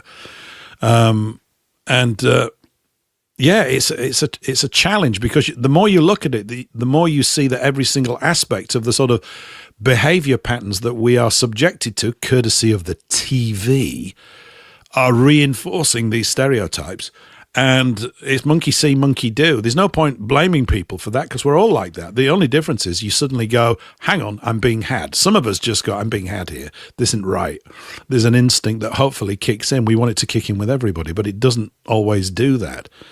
So I think his points are brilliant. I mean, the other point, that women basically in ancient tribal situations, and maybe we're still in one, just with the veneer of civilization, over it. If things went bad for the tribe, they would be raped and or killed. Therefore, it's understandable why they would develop certain survival behaviors to deal with that, which would be being overcome by the enemies purely to live. I completely understand that. And of course, it's developed, that conversation that you're just mentioning, that's an aspect of it, that the tough outsider will get the women, irrespective of what race they are. And this is, it's worth looking at this purely because we know that our race is being chewed up, and this is a part of it. It really is. Something that my neighbour said, which was quite interesting, she said to me, if you're looking for a partner, she said, wear a suit. She said, women will always fall for a suit. She said, because it's like a uniform, and it shows masculinity. And she had a good point. And self-discipline, isn't it? Yes, isn't it self-discipline? Isn't that why military uniforms have the same effect? It says a man of vigor and self-control, who can at times be uncontrolled, and I want that as well. Well, there's a policeman who's moved away now. He used to live opposite me, and he said that he was on Palace Guard police, and he said that you could be Quasimodo. He said, and women would be all over you in a uniform. And he noticed it. He says, there's a mate of his who was absolutely, he said, one of the most ugliest blokes you could ever wish to meet. Yet women are all over him, and he had his uniform on. He said it's quite amazing. Does the Fockham Hall haberdashery sell uniforms, Eric? I might need to order. Yes. It's funny you should say that. But I'll tell you something else I've noticed. What you're saying about immaturity. Now you go to one of these. I don't like groups and clubs and things like that. But you go to one of these truth movements. The people are often very, very immature, because as you gain wisdom, you judge people's character for yourself and not rely upon what other people tell you. Children always rely upon what other people tell them. And I found that not only do they become cults, these organisations, but the people are extremely immature, very immature. And I think the reason why is because they were spoilt kids. And this is a big trouble, because I think in the last, 50, 60 years, people have been brought up more spoiled. And my parents used to say that after World War II, people would say, my kids are going to have what I never had. And he said, and my dad said, they've actually reared a spoilt generation. I know, but I don't know how you actually would sort of divert that. It's completely understandable. If you've just been through hell and back, and you're going to have children, you are going to be, I've just seen a lot of life blown apart in front of me. It's not going to happen to my family no matter what. And you would go over the top. I often felt that my dad protected us too much. He used to clean my shoes as I was getting older, and I used to have little arguments with him about it. He wanted to do it. And I said, Dad, can I do that? This is when I'm 7, 8, 9. I wanted to polish the shoes. He said, no, I do it quicker and better. I said, yeah, but I want to do it. I wanted to learn how to get covered in polish and cock it up. My dad was an angel. My dad was an absolute angel. He'd wait on your hand and foot. Absolutely. Yeah, my dad did too. So that's part of it. They both come out of the war. I'm not saying it's necessarily just of a war generation, but my dad was like that. It was like he was the most helpful, contributive guy, and he was still masculine, because I mentioned the other week, he used to come home and he'd say that he'd hit people at work. He didn't do it that often, and he'd hang around with my uncles. They got to see Leeds United football matches, and of course we were the most polite football team in the world in the late 60s and early 70s, which is when my dad went. Of course, I'm mocking, but all those sorts of things. So that element was always there. I don't know what you're supposed to do about that. I mean, we're building civilization to try and improve the quality of life. And one of the things to guard for is raising soft children. And I always thought of myself as being softer than my dad. You know, by temperament, by decision, much more. All of these things, always. And maybe he thought that with regards to his dad. I don't know. Maybe this is a continual. Oh, you should have seen the guys in 1815 at the Battle of Waterloo. They were made out of nails. Well, I think they probably were in comparison to us. You know, hearts of pig iron. You don't know where it all. You look at some of the things that they did. Oh, we'll just get in a boat and go to Antarctica with a pair of mittens and some long johns on, and they go, because they just would do that. We can possibly do that. I get frostbite. And, of course, I don't want to go and get frostbite. I'm just drawing it up as a silly analogy, but it's part of it, I think. I mean, I said to my dad's funeral, if I was half as brave as my dad, I'd be an exceptionally brave person. And that's it. He really was, I mean, after he had a stroke, he was very still, shall we say, kept self-respect. Still, he didn't whimper at all or anything like that. Oh, he's had a stroke. It's called character. It used to be called that thing called character. Yeah. That's what it was called. It's not about being clever or anything. I think it's a component of duty and ethics and moral behaviour, and they all come together. Brave. And it takes a long time to grow good human beings like that. That's why they're very valuable, I think. Anyway, let's move on to the next clip. This is not so long as the other one. Excuse me. This is still 3 minutes, and I think this one, I haven't labelled them, I just labelled 1, 2, 3, and 4. We might not get through all of them.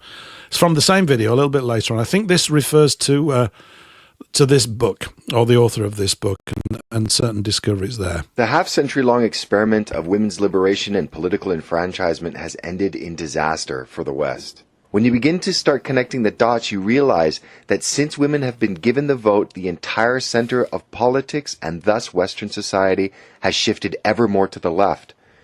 Women have also used their political enfranchisement to further the cause of the aptly named women's liberation. Liberation socially, liberation financially, liberation from family, from motherhood, liberation from religious dogma, and most importantly, sexual liberation. Once women were given equal say in the sphere of politics, it was only a matter of time until our civilization was swept up by the event horizon of its own collapse. All kinds of studies have been done on this subject, as this one from Columbia University, and they all, without exception, note that as women become more, quote-unquote, emancipated, the decline of the family is further accelerated.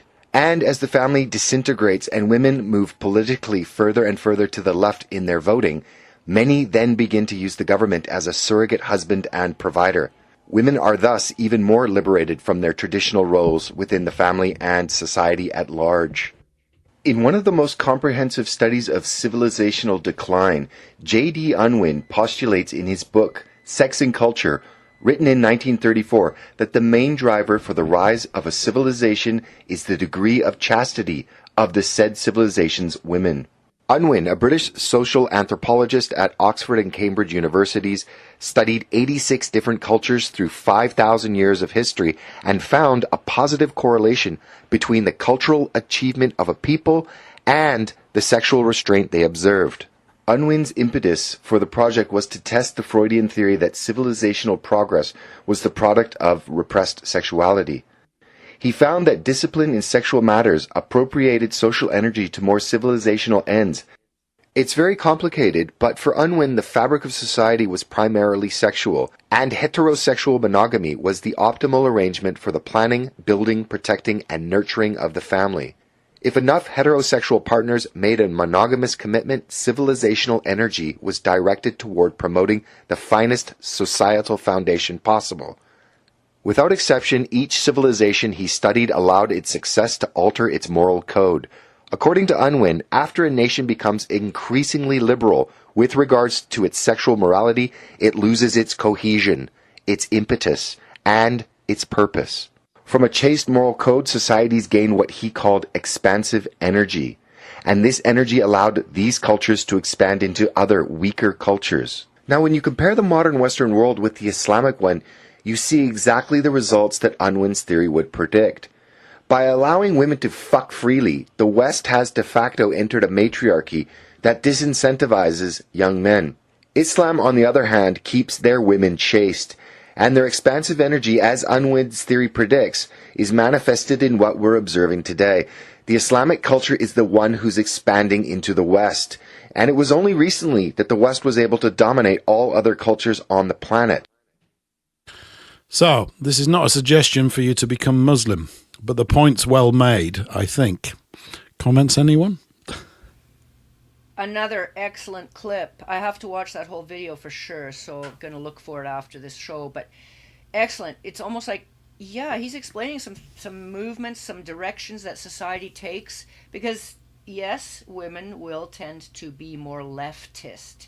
And it can all stem from good intentions, but it's misdirected. It's like in my life, I had good intentions all along when I was running, for example, in the Green Party, which later it turns out I learned was the watermelon party, green on the outside, red on the inside, the worst, like it's Communist Party. I just didn't recognize it. I was well intentioned when I was involved in the Green Party, but I was misdirected. So with the indoctrination that we've all been subjected to. But this guy, he's really laying it out. That was excellent. Another good clip there. Thank you, Paul. No, it's great stuff. I've put the link, by the way, in the Rumble chat room, but if you don't find it, I'll send it to you after the show, Monica, and anybody else that wants it. Yeah, I think it's really rather brilliant stuff. And the fact that this was known back in 1935, some of the research that these older researchers did is phenomenal stuff. But of course, they're all men, so they're to be dismissed, you see, because there's a lot of old world bias in it, according to modern commentators.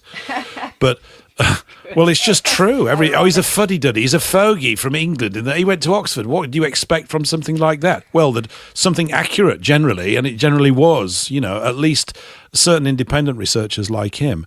The core thing there, not that this will be new to anybody, is that the fundamental foundation of a healthy civilization that has a sense of purpose and direction is sexual chastity and monogamous heterosexual relations.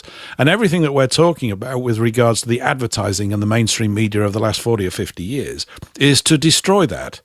From the arrival of the pill, which of course has had an indirect effect on the physiology of both men and women because of the estrogen or whatever that keeps going into the water, producing a lot of pipe cleaner armed, very soft males if they don't watch it. This is why I think there's been such a big sort of surge, possibly, with all this sort of online fitness and guys building muscles upon muscles in the gym. I don't know if you're familiar with all this, but it's definitely a massive part of the sort of internet culture of men's health.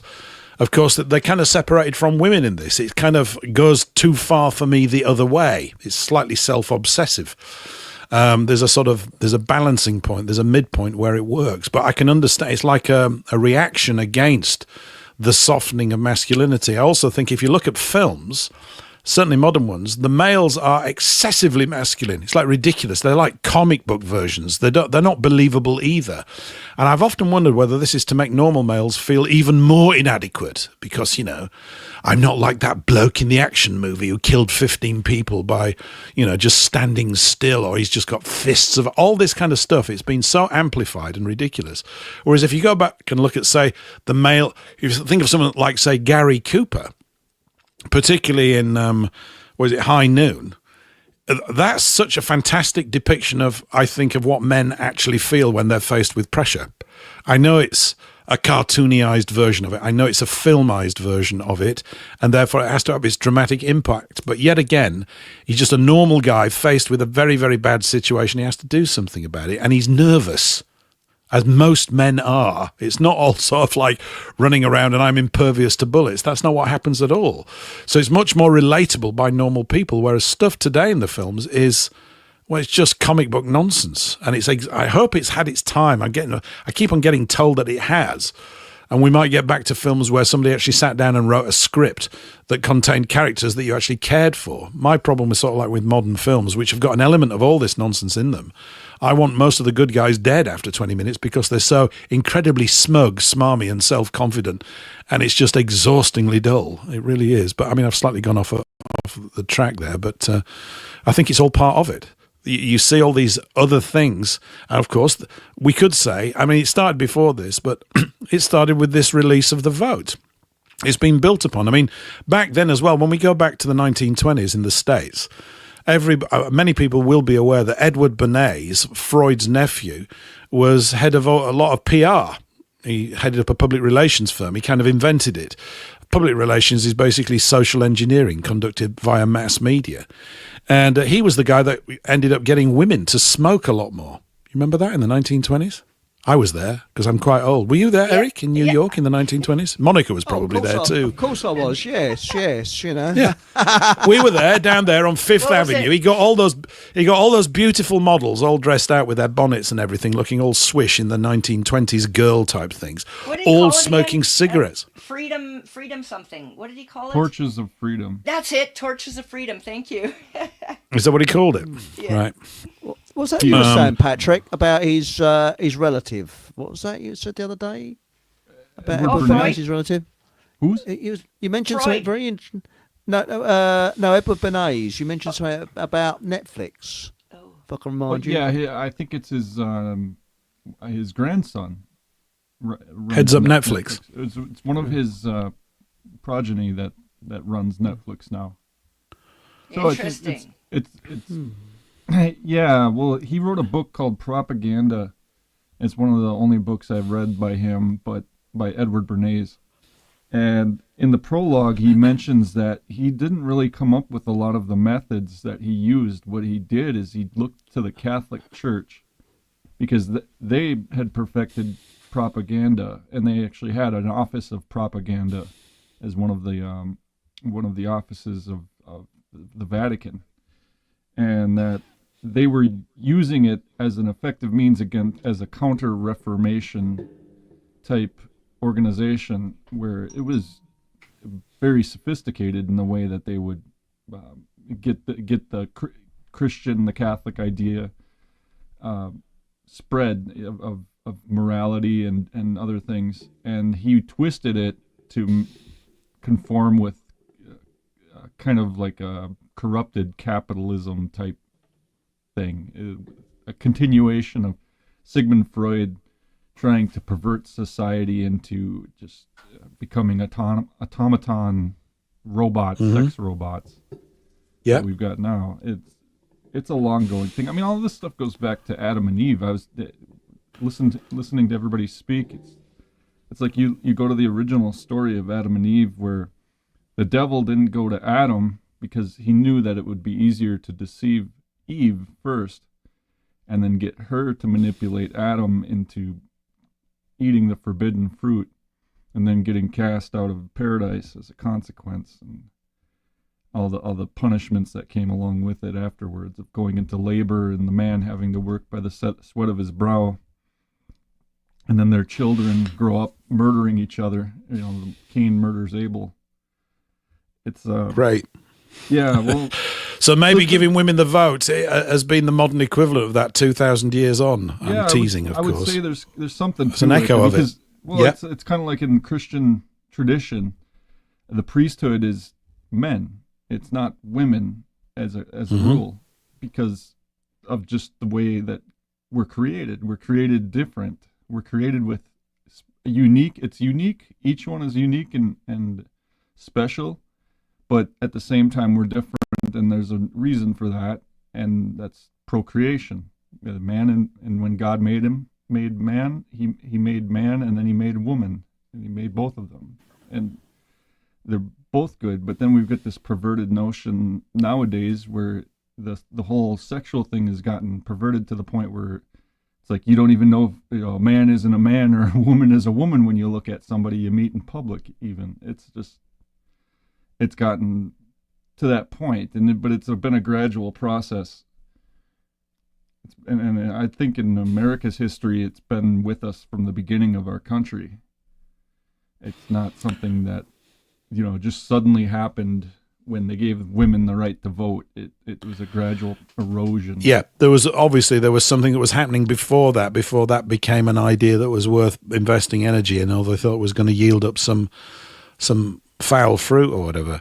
I think I might have mentioned before the other week, I think this was on Henry Mackow's site, an apocryphal tale of a conversation between Freud and Bernays when they were arriving in New York, I believe in the early 1920s.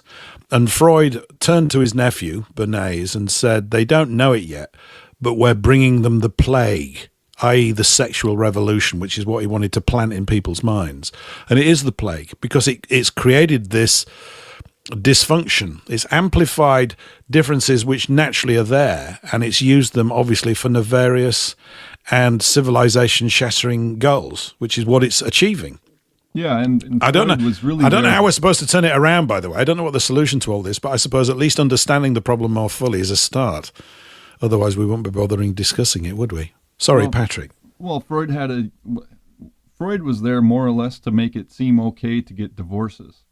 It justified it by saying that, oh well, you can't help your sexual appetites and all these things. It's part of the psychology of man, and it also coincided with evolution, the idea of Charles Darwin and the evolution idea that, well, you can change, humanity's evolving, and that's kind of, we've got the extreme of that. I mean, a lot of these things like Malthusian ideology, where you have, the governments and these scientists can look at population charts and dictate that industry will grow better if we have a boom in the population here and a bust in the population there, and we're the deciders of man's future.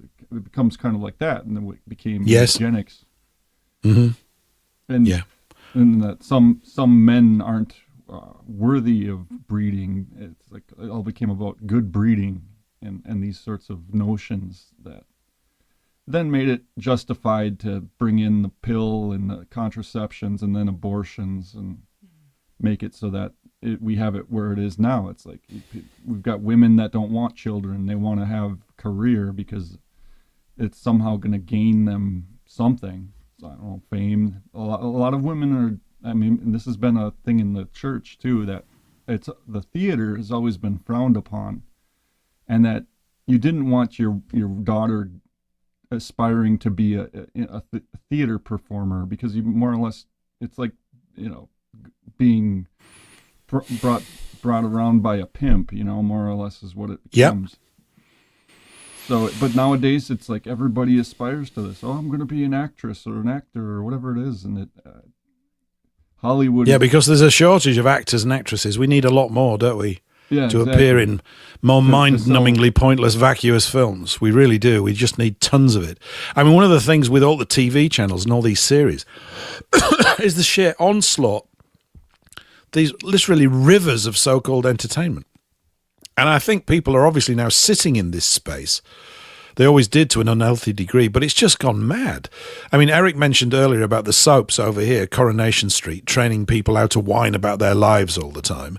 EastEnders then moved that down to London, and now you whine about your life in London. Everybody's just whining in these things all the time.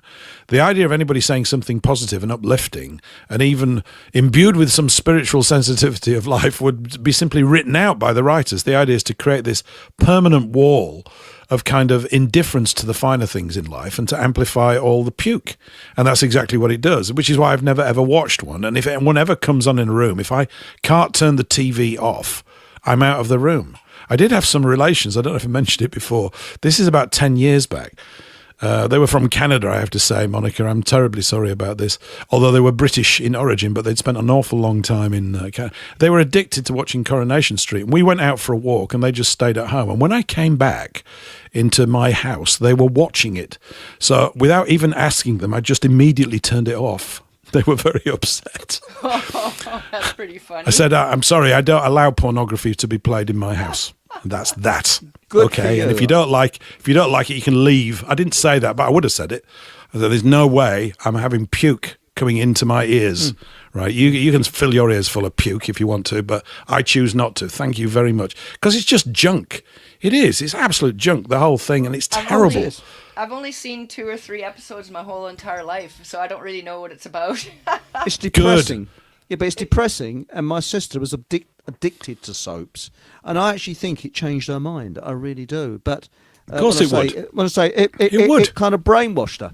Yeah. But the thing is, I think it was Patrick was mentioning about eugenics earlier. Did you know that the head of the Eugenics Society in this country in the 1930s was none other than Winston Churchill? And the deputy of the Eugenics Society was William Beveridge. William Beveridge was the chap who designed the National Health Service. Need I say more?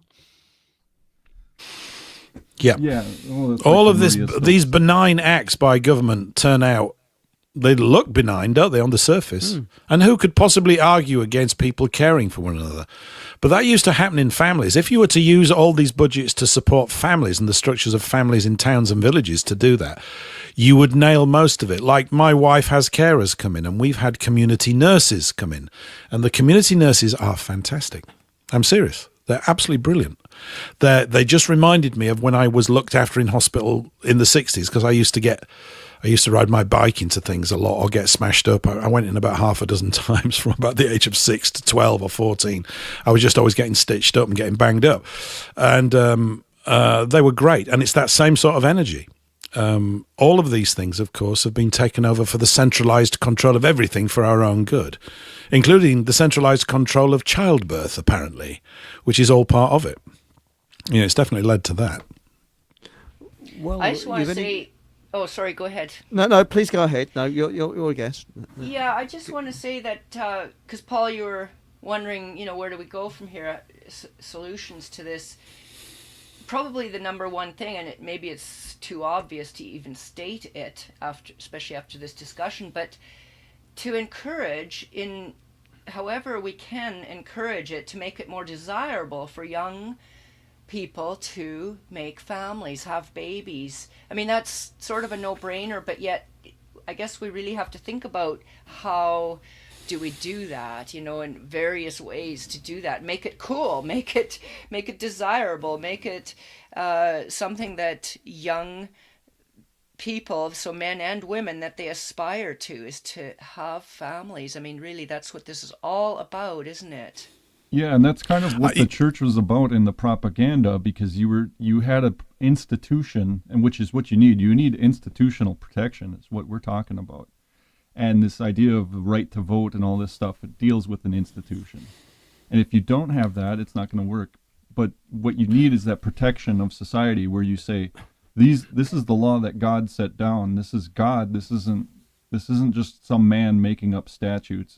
It's something God-given, where you have a monogamous relationship between one man and one woman, and the idea of that is to procreate. That's the whole goal of it, and to raise a family in a solid family structure where the children know who their father is, they know who their mother is, and they have reverence for them, and then all of the rest of it, the reverence for the state and the clergy, follow as a consequence of that. But we need propaganda on our side, and that it's gotten out of control. And role models, you see, the thing is, role models have gone down the drain because people are uglifying themselves now. And have you noticed the amount of girls or young girls that will be attractive but have, I don't know, pink and green hair and tattoos, piercings all over the place? Now, piercings make me feel sick, actually. They really do. And I saw an attractive girl the other day, young girl, and she was covered in tattoos. Now, to me, I find that very unattractive. Why are they uglifying themselves? And it's a lack of self-worth. Well, you're spot on. And also, we're becoming more tribal. Because you notice that some unsophisticated tribes, there are sophisticated ones, their music is very basic. When they dance, they just jump up and down. And this is what we're getting to. It's becoming it's going back to a kind of primeval time. Very primitive. Very primitive, isn't it? Yes, actions without much forethought. It really is. I don't know if I'd mentioned, but I was out on Friday night. Someone said, I'm in town, let's go to the pub. So I went, okay. So we go to this pub down here. And it's actually the hot part of the town. There are two pubs on either side of the road. They both put bands on. which is actually, I think, fantastic. It used to be like that in England a lot, and then they passed these laws and you can put bands in pubs. Well, these guys have got around it. Anyway, we were in one and there was a band on, and it was a bit too noisy because I'm old and I just wanted to talk, and you can't do it. They weren't too loud. They were pretty good actually, but I just, we wanted to go and talk. We go to the pub over the other side of the road, where the only guys in there, because it was about 10:30, and they were going to lock up at 11 o'clock or something like that. And there were two barmaids there. One was 19, because she told us, and the other one would probably mid-20s. They were great. They were fantastic. And the 19-year-old was very pretty girl, and really articulate and nice. But she had this bits of metal through her nose. And I was thinking, and you know what the sort of optics on something like this, there I am, a middle-aged gent. And I wanted to really say to her, just get rid of the junk out of your face. Or I would have tried to phrase it a little bit lighter than that, because she would have been so much more improved. But you see, I think they're doing this. There's other reasons. I think it's to distance men. We don't need you. There's all sorts of other stuff going on that they've imbibed. That's part of it. She wants to go off and start swimming with sharks. I said, what?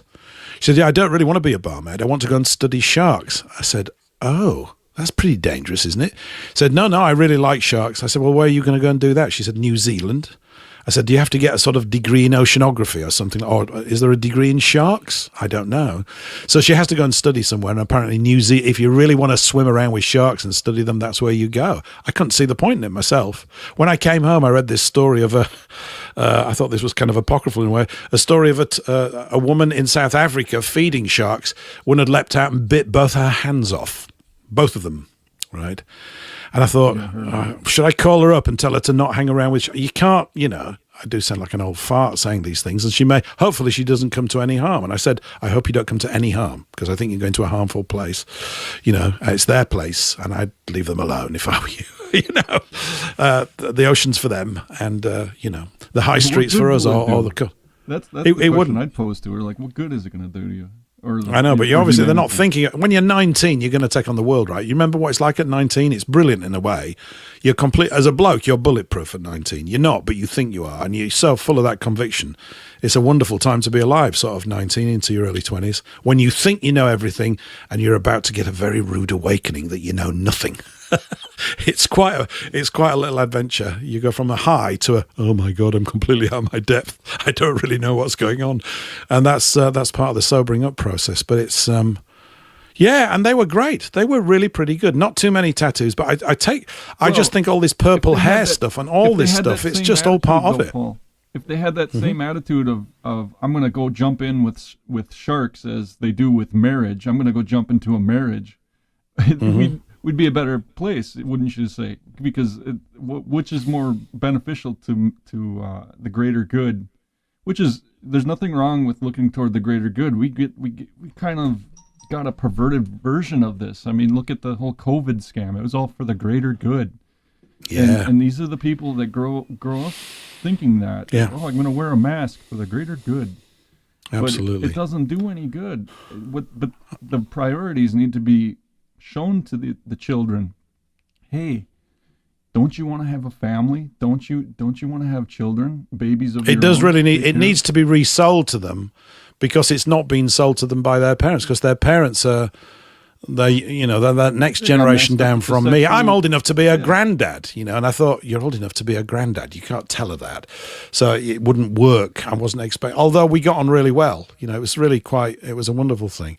Anyway, we're coming to the end of our time slot here on WBN. You've been listening to Paul English Live, and to Monika Schaefer and Eric von Essex, and to Patrick Chanal, and to Paul Biener and myself, Paul English, for the last couple of hours. I hope you have anyway. We'll be back again at the same time on WBN. But if you want more of this, we're not going to stop now. We're going to carry on Rumble and elsewhere, and on Radio Soapbox and other places. So we're going to carry on for a little longer. I've got a couple more clips to play. I'm going to play us out with a tune by a wonderful female instrumentalist, Catherine Ashcroft. I may have played this about a year back, and it's just the second half of a tune. She plays the Uilleann pipes, which are absolutely indescribably beautiful, I think. Anyway, we'll play you out with this. We'll be back again same time next week, and as I said, we're going to carry on after the break over on Rumble and elsewhere. You want to tune in, go to paulenglishlive.com and we'll see you on the other side.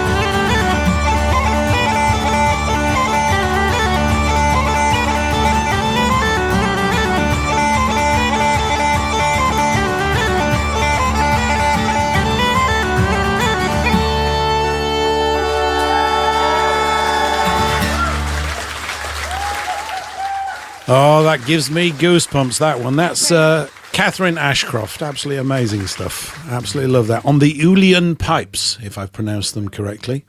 Wonderful stuff. Does it give anybody else goosebumps, or is it just me? What's going on? Maybe it's just me. Yes. Just had to unmute there. Beautiful. Yeah, it really is fantastic. She's still out gigging and doing things. She's a young lass. I think she's in her 30s or something, and she plays, and I'd love to go and see that. I'd love to go and see her play one day, and who knows, maybe it will happen. I find it actually, uplifting. Monika, very uplifting. I do too. I do. I get all goosebumpy. I just find it. There's that really quick passage in there. It's tremendous. Anyway, love stuff like that. Alfred loves that too. Remember when you wanted us to pick music? He picked music that was along those lines, bagpipes. Did he? Stuff. Yeah. Well, we'll have a chat. We'll get Alfred back at one point, but you're going to have to give him plenty of rum before he comes on, so that we can get him slowed down a bit. I'm only teasing. I'm only teasing. He would resent that bitterly, and rightly so. So, but that would be good. You mentioned, Monika, before the break, you mentioned something about, and Patrick was obviously coming in on that, about getting young people to have families again. And I think all the points we were raising then are absolutely true in terms of It's got to be almost like from a government agency. I hate to use such a thing, but it's got to come from an established power centers, as it were.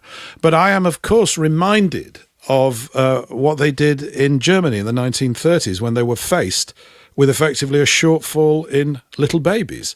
And it would be, so, you know, I know I always come back to this, but the number one thing at the top of the list that would sort this out is, first of all, we subdue and utterly extirpate, a great word, meaning to tear out by the roots so that it never grows back.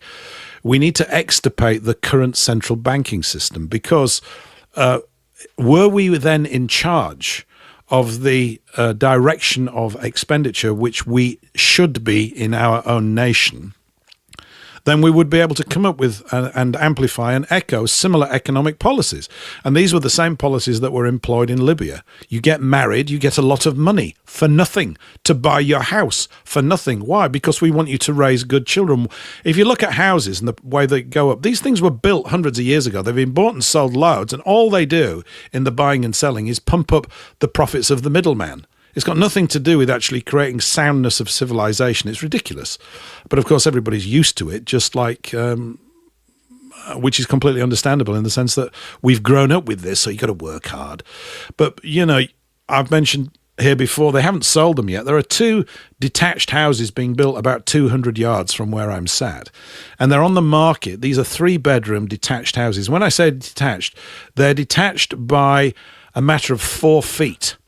There's a 4-foot gap between the wall of one and the wall of another. That's how detached they are, not much. These are £670,000 each, these houses. I have no idea how anybody is supposed to buy them. You would need to be married, and you would both need to be earning, what, £40,000 or £50,000 a year? Even that wouldn't be enough. You're supposed to be able to borrow 3 times the amount of your combined salaries. So they'd have to be on £220,000, their combined salaries, to buy one. So who's going to buy it? They're not. Exactly. So they can't have a family. So there's nowhere to live. And it's these pressures that are coming down. So, you know. All right, Paul. Oh, somebody else wanted to talk there. When it comes to helping make more babies, I know it's a dirty job, but I'm up to the task. Yeah. It's not the I'll be making there of before them, you. Paul. Although it's not the making of them that's the problem. It's not. That's honestly, you're probably going to be in a long queue if one were formed under government control, of course. All right. And then you'd get people would be doing deals to get higher up the queue. It would just turn into another black market in baby production. It's not the making of them, is it? It's the raising of them and the maintenance of them. And then, okay, so like the I housing, said, it's a dirty job, but I'll do it. That's great. So the housing, Oh, you bring up thanks. the price of housing, which is, of course, that in Canada too, it's unbelievable. I mean, I heard somebody say the other day that it used to be in our parents' generation, it took maybe 3 to 3.5 years of the annual salary of just the single wage earner, the father of the household, to actually pay off a whole entire house. And that's a standalone house with a yard and everything. And now it's completely unattainable for most people. They, you know, but anyway, why the housing crisis? Nobody ever, well, in the mainstream media, nobody ever addresses the real crux of the matter, and that is all these new invaders into our countries, and they all got to be housed, and it driving up the prices of our homes for our people. So that would be the number one thing, is close the borders first, and then last in, first out, and continue from there. And then alongside with this encouragement for young people to have babies, just put an absolute stop to all this advertising, miscegenation advertising. That's just a big no-no. Of course, everybody here knows that, but just in general, you know, getting at the root of some of these problems that are at the, you know. Oh, and the other thing, stop the lies that fill the young people with fear. Every generation has something that fills them with fear, so that they fear for a future. And today's lies that fill the children with, you know, they even sign pledges, oh, they're never going to have babies so they can save the planet from climate change.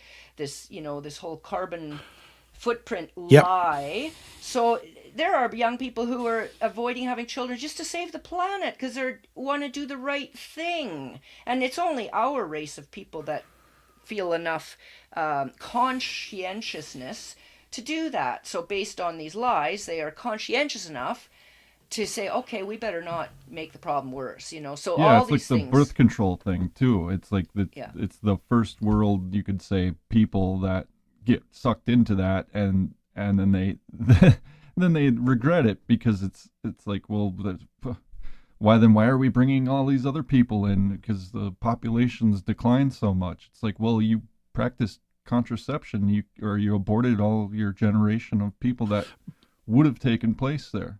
And Yeah, but I think not that only argument, Patrick, that the government puts out, that this is the reason we have to bring people in, is a complete load of rubbish. We don't need any of them. Never have. Not one. Ever. They're not needed now. Ever needed.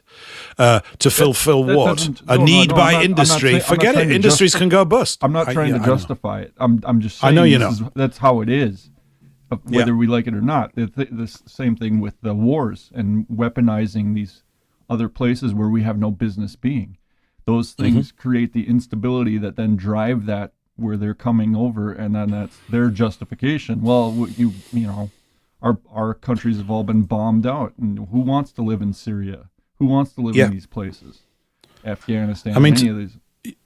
I think that word justification's key, because if you look at much of the narratives concocted by the social engineers, they are long burn. They take many decades, and then they've got the justification in everybody's heads for why that you should follow this decision. Of course we need more people. Our industry will go bust. Nobody ever says, what industry? What are you talking about?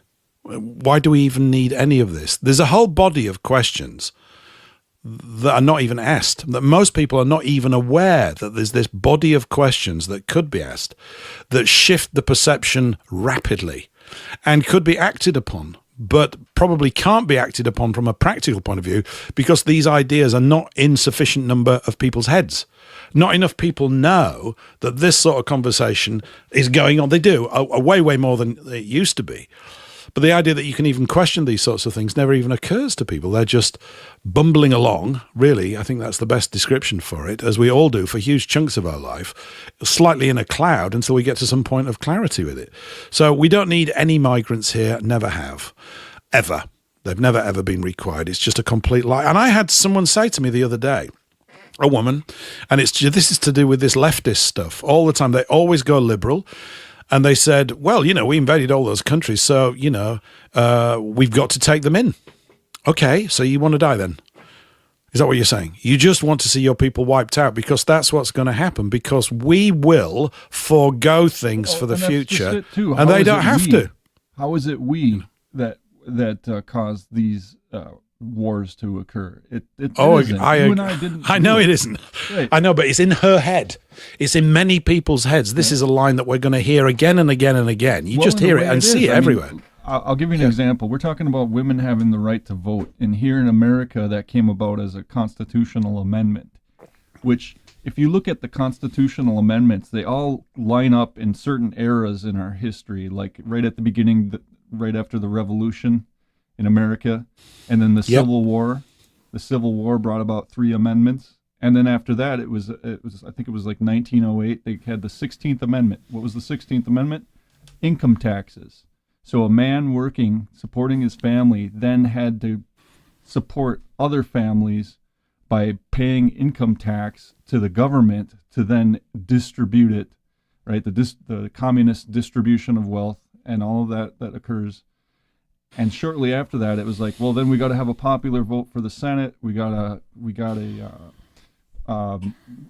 prohibition. No more alcohol. You foolish men going out and getting drunk.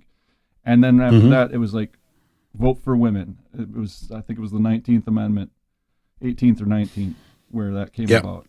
And it seems like those things, go hand in hand. Taking away the man's ability to support himself. The same with the Civil War.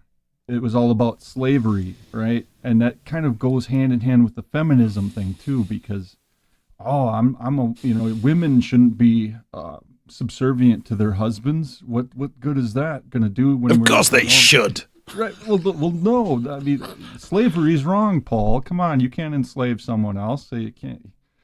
I know it's wrong. I keep on wanting to run an ad though. The notion I'd like of a these things, slave though, in the are house, I have to perverted say. because there's always going to be a master-slave relationship. We have it today with the wage slave. Like I'm not the boss at work. I got to do what the boss tells me. I'm not independent in that regard. And everybody's that way to one extent or another. It's just, that's where Freud and all these Edward Bernays public relations all become important, because it's all based on public perception of these things.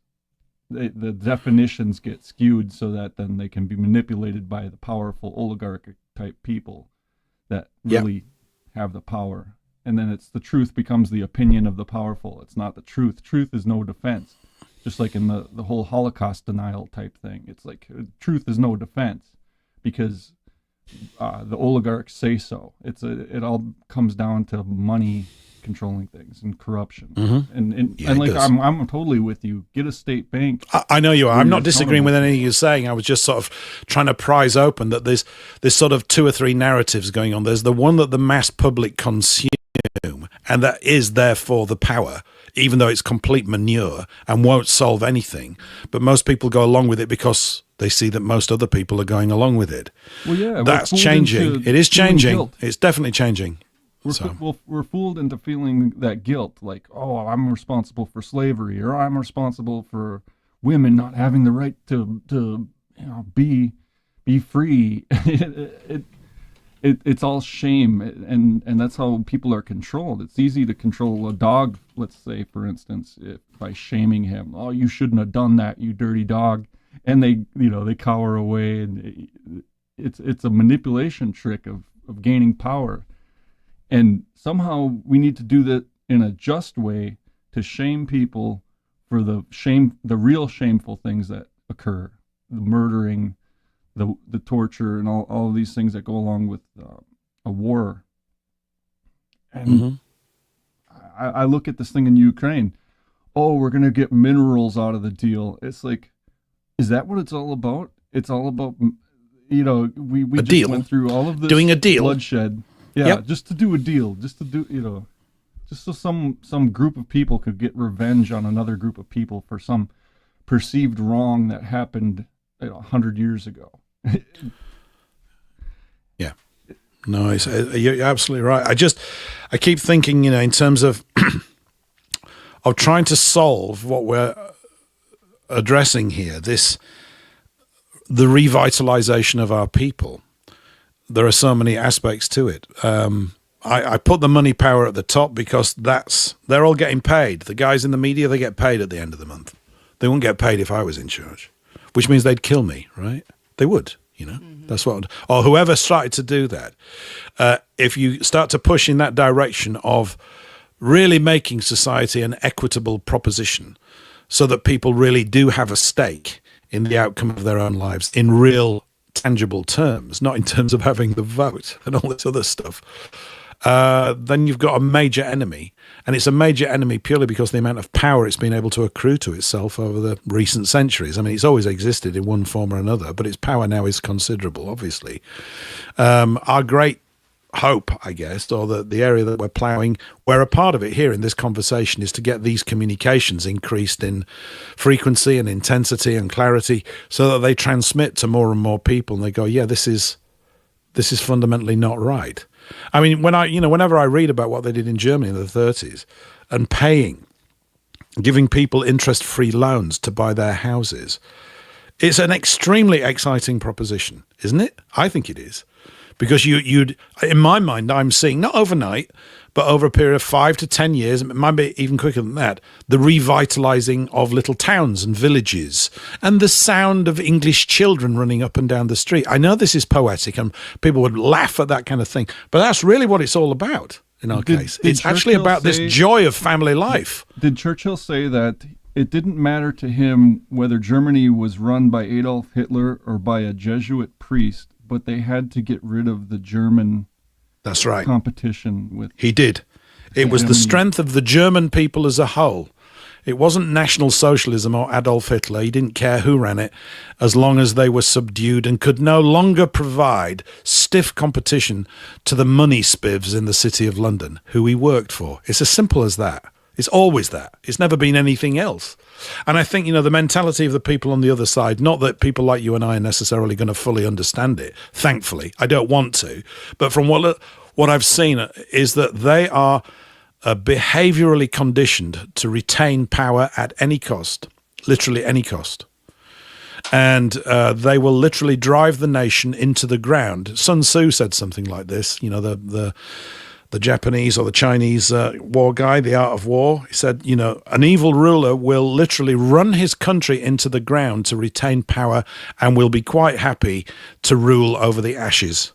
And that's who we're governed by, because they can't behave any other way. Not now, most of them. I think there are good signs on the horizon, but also we have to, keep your enemies close. Keep your friends close and your enemies closer still really is a byword, They're definitely playing good cop, bad cop, I think, out there in the communication space. It's definitely going on. And keep your powder all the dry. time. Yeah, keep your powder dry. Fancy another That's clip? A very good idea. Yes, another clip. And then just before you do that clip, I have to just tell you, while I have the chance to do so, that I have been... I was thinking about this a lot before, obviously, because I agreed to come onto this show, but, I'm convinced about this basic premise of this, the women losing the vote. Yeah. So there you go. I'm just telling you. I think there are, I know you are, and my mum was, and most of the women that I've respected have always been like, when that women's lib thing was kicking off, my mum used to just sort of scoff at it and go, what are they on about?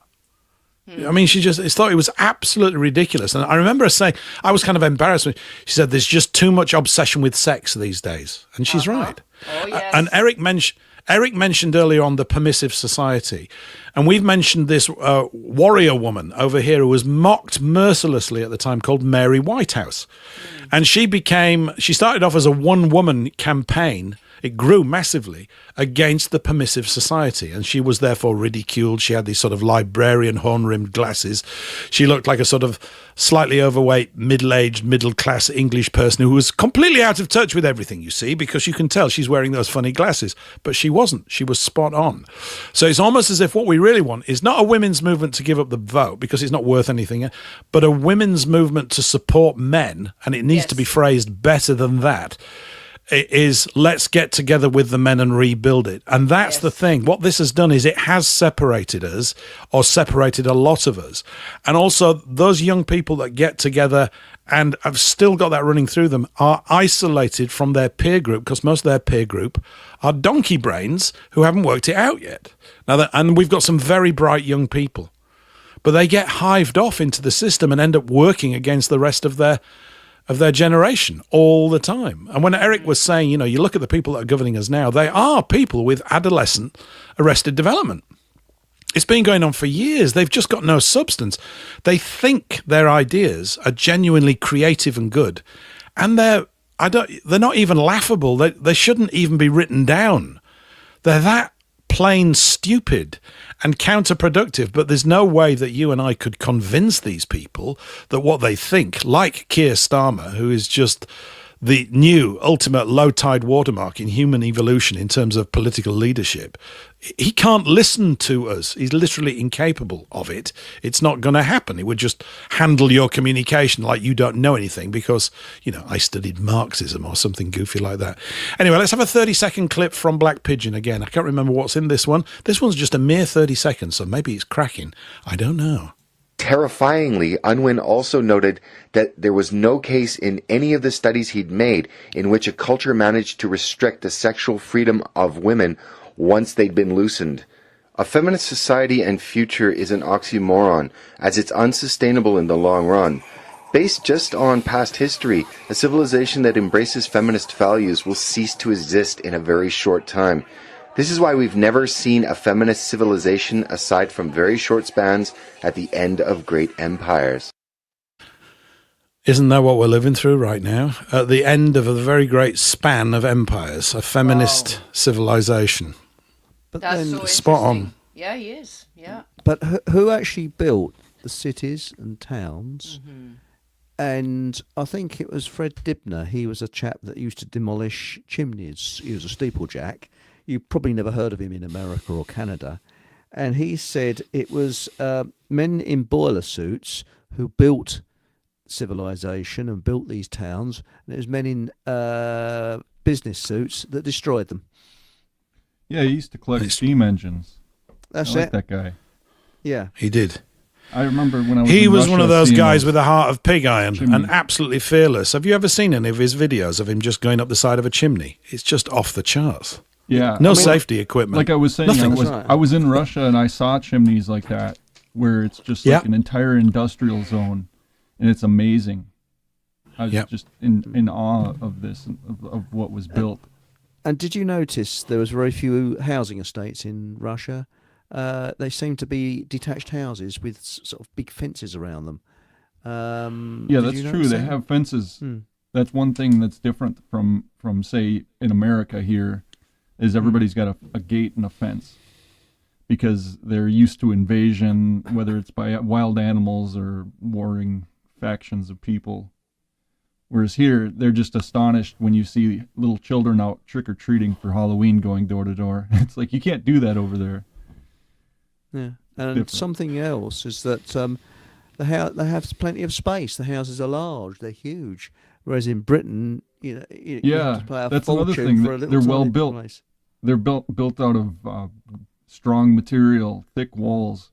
And then when they see the devastation from a tornado here, they're like, what are your buildings made of? It's just like your walls are so thin. The plasterboard you put up is, thin compared to what it should be. But, well, you have, what's it? I know that in New England, my relative had shingles on her roof. Now, shingles in this country is something that you suffer from, right. which you go to the doctor for, but you got a disease on your roof, No, it's actual shingles. But the roofs, I mean, I was quite surprised because they sell shingles in this country for shed roofs, but not for housing. You don't have, you got to have sort of proper tiles on your roof. And that type of thing.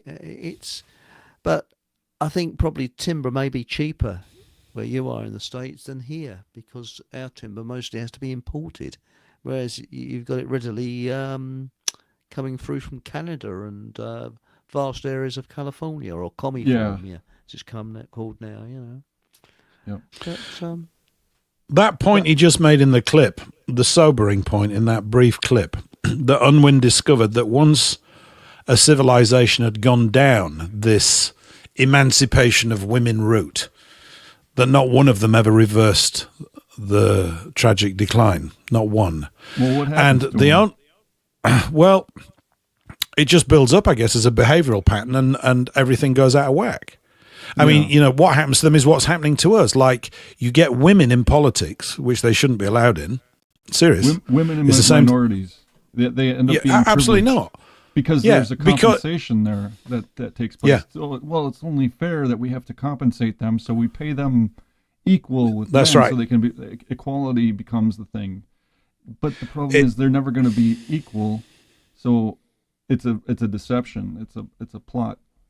I mean, equality, the pursuit of it is a behavioral habit of someone who's not well. It's unachievable. It's a completely vacuous, idiotic, commie goal and deception for the mind. We don't even want men pretending to be women because they get more benefit by being a woman than they do by being a man, and especially if they're a tranny man, it becomes.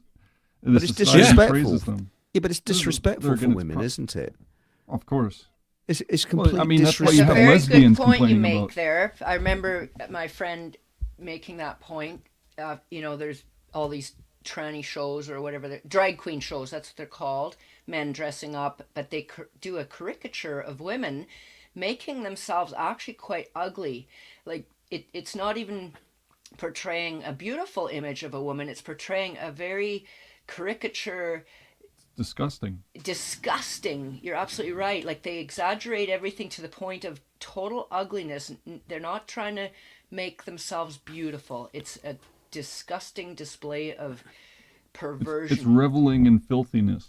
Yes, it is. I mean, I've often thought a bloke with 5 o'clock shadow is a bit challenged to make himself look beautiful as a woman, which of course is why you shouldn't dress up as a lady. It's ridiculous, isn't it? The other like thing with drag women acts. in... No, I never have. I can't stand anything that goes in that direction at all, or people that are trying to get a laugh out of it, or anything. I never liked the Python sketches where they're all dressed up as women. Actually, they were slightly different. Well, there was one where they were housewives, and it's the one that's got the word nigger baiter in it. Do you remember that one? Shouldn't say that on area. Where it's a hilarious sketch where her best friend just explodes on the settee. That was really rather funny. But overall, I never really liked it. It's as if they were enjoying it a bit too much. Stop that. It's ridiculous. I don't need you to do that. The theater. Cut it out. Yeah. That thing about women in politics as well, and about what you were saying, Patrick, I've often thought that the natural mothering instinct to care for the young is warped in politics, and they extend that to everyone. Apparently, according to the women, we can just look after everybody forever. We, the men, that is, we're the ones who are going to do most of the work and have their pockets plundered and then become emasculated because of it, because they won't be able to hold themselves together to become strong, to attract women. It literally destroys everything. It's just a massive domino effect, which really kind of supports Freud's thing that we brought them the plague. It is. It's a transmissible disease, and it infects men and women. We all get infected by it. The other thing with this country, I think, that the rot sort of started, is that during World War II, Russia conscripted women into the armed forces, and there was women fighter pilots. There was one woman fighter pilot went up when she was pregnant, and built them tough over there. And Britain was, as far as I know, Germany was quite horrified by it. Was one of very few countries that wasn't communist, that conscripted women. People don't realise that the Conscription Act, or the draft, as you call it in America, came in 1939, and my dad was 20 years of age, just the right age at the wrong time to be conscripted. And then I believe it was either 1940 or 41, I'm doing this from memory, that it was brought in for women, and it was, and that's why lots of women had fake marriages to elderly men to get them out of going in the forces. And they say, these modern historians say, oh yes, the divorce rate went through the roof in 1945 because the troops coming back were very altered men. No, the divorce rate went through the roof because the women that had married men to get out of going in the forces divorced them afterwards, and that was all part of the deal. So I can't say this is 100% true, but I think that my auntie may have done to get out of going in the forces. And but the women didn't go into combat. They were doing a supporting role, mostly repairing vehicles, pay corps, and that type of thing. But even so, there was a big push in World War II to get women involved in it, whether it was just for support or as nurses and morale boosting or supply. Yeah, it was compulsory. But in this country, it's compulsory, and it's also compulsory. You were not allowed to leave your job. And my mother was working in a factory, and she hated it, but she couldn't leave it because it was against the law. Rosie the Riveter, the whole Edward Bernays thing. We're back to him again. Propaganda to get women into the workforce. Like we need the war effort. We're going to win the war. We need women to participate. But in America, it wasn't compulsory. In this country, it's compulsory. You had to go into. Well, there's no. It would be hard to enforce it here because there's such an expanse of land where it really would be tough to. That's why we don't have another civil war going on and we haven't since, because it's such an expanse. You don't have to live in an urban area if you don't want to. You can go out in the country, and I think that's a good thing, and it's protected us, is having the rustic as well as the urban.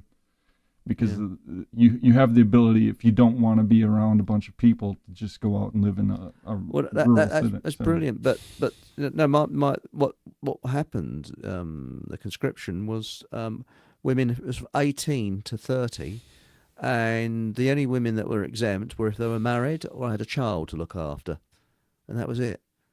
So they had to go in the army, and they did all the marching. They learned how to use guns and everything like that, like men. Well, and that is communism. In Vietnam, they had a similar thing because it's kind of when it petered off having a conscription of any sort here was the Vietnam War. That's right. And the men 1973. that were married were exempt from it. So there were a lot of men getting married, and eventually Really? they took that exemption. Yeah, I think in the like 64, 65. And if you were enrolled in a school, you were exempt because you were becoming an intellect. You're in the higher education, and if you weren't, you were more likely to be drafted as a consequence. And Well, Trump actually, he was medically discharged. He got a medical exemption because he had problems with his heels. But sure, unfortunately, and he probably bribed the doctor, or his mom did. Yeah, and he played badminton. Isn't that strange? Amazing. Yeah, that was weird. And also Bush Jr. got into the National Guard, and it's mainly the rich people's kids that go into the National Guard because I think there's only one unit ever went to Vietnam. They stayed in America. Strange, that, isn't it? And Clinton, he studied law and he came to Britain. That's how he got out of it as He was well. a Rhodes Scholar, Yeah, wasn't he? Yeah. yeah. So it's quite amazing, isn't it? And when you look at him, he's as thick as two short planks, isn't he? Really? He's not exactly the sharpest knife in a box. Yeah, well, he also was a victim of, and I wouldn't say a victim, but I mean, in a way he was, of the whole sexual revolution thing. Because, look what happened with the Monica Lewinsky thing and the Epstein type stuff that goes on to this day, where you have politicians who get involved that, they can't control their lusts. So they get involved with these blackmailing operations, and they become it's like they're promoted after that because they know they can trust them because they're blackmailable. And then when it comes time to go to war, those people are easily manipulated. And Freud was part of that whole thing. That's the whole Illuminati type thing, where it's like, instead of confessing to your sins to a Catholic priest, you're confessing it to a psychologist who then can use the knowledge he's gained from that to manipulate you and to hold a leverage over you so that you pay him more money, or however it is. And it's more sophisticated in the military, I'm sure, where they manipulate people into these things. Oh, yes. Spot on. Isn't it that old little saying, anybody that wants to go see a psychiatrist needs his head examining. Yeah. That's what I think is a good one. We've got another clip here, 1.5 minutes. It's the last one I managed to clip out of the 18. There's probably other good stuff in there as well, but let's listen to this one through. Last little clip for the show. The signs of decline are already observable. While many countries are sliding into social decline, the canary in the coal mine is the self-described humanitarian superpower that pursues a feminist foreign policy. When looking at Sweden, it's one of the most gender-equal countries on Earth. And while they've become the rape capital of Europe, they're flushing their culture and country down the toilet and pressing forward in their civilizational suicide at an ever-accelerating pace. The total and complete feminization of Sweden and its men have allowed their women to invite their country's own destruction through the importation of millions of unassimilatable and aggressive people from completely alien cultures. Not only are they borrowing money to fund the colonization of their country, but they are now even creating gender imbalances that will have severe and lasting repercussions on their society's future. And they await their doom with smiles of tolerance and passivity, calm as Hindu cows. Looking again at Unwin's work, he leaves us with a stark dilemma. It may not be possible to save the West. According to his model, this process is irreversible, and the only way to do so would be to restrict the sexual freedom of Western women and move back to a more patriarchal society. And as things stand, this is probably an impossibility. Why? Why is it an impossibility? It probably is. It's one of the reasons, though, why I bang on about becoming a neo-Victorian, because I just associate it within recent history as being a period of strong males building things and doing stuff, the sorts of things that we want to get back to in a way. My sort of tenuous little hope with all of this is that the previous civilizations that went down the toilet because of it, and it may be too strong a force, to cope with. Sort of like a disturbed wave. You just can't stop it, like a tidal wave or something. But my little hope is that because of the communications capacity that we now have, which we've never had before, if we can continue to improve our organization and reach and make things more concise, more impactful, and draw people over to this understanding, then there is an opportunity to create a counter movement, as it were, which is about the restoration of these traditional values, which I suspect everybody wants. It's just that they've become so distant from them because they don't see them in front of their eyes. A good friend of mine returned back, Helen, if you hear this, another Helen. I know quite a few Helens, actually. 3, I think it is. Helen had returned to England, probably at Heathrow or Gatwick or some place like that, and took a photograph of photographs that were up there in the airport, pictures of English people. There was not one English man in it. And the English woman that they put in there was overweight, covered in tattoos, and sat in a deck chair looking like a beach ball gone wrong. That's what's being broadcast back at us. So certainly one of the roles that this communication space has, and I'm talking not just about us, but everybody that's involved in this conscious understanding of where things are going, is to reinforce the positive and not just dwell all the time on analyzing the negative. We have to do that, and I want to do it, and we must keep on doing it. But hopefully it'll lead us to more constructive sort of behavior patterns where we can bring it back, like organizing country dances. I'm serious.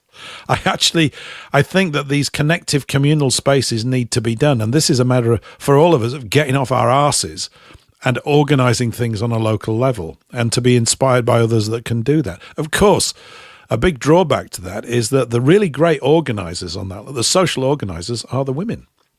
They're brilliant at it. And we need them back to do that again. I'm quite happy. I mean, whenever we had parties and stuff, my mum and all her sisters organized the whole thing.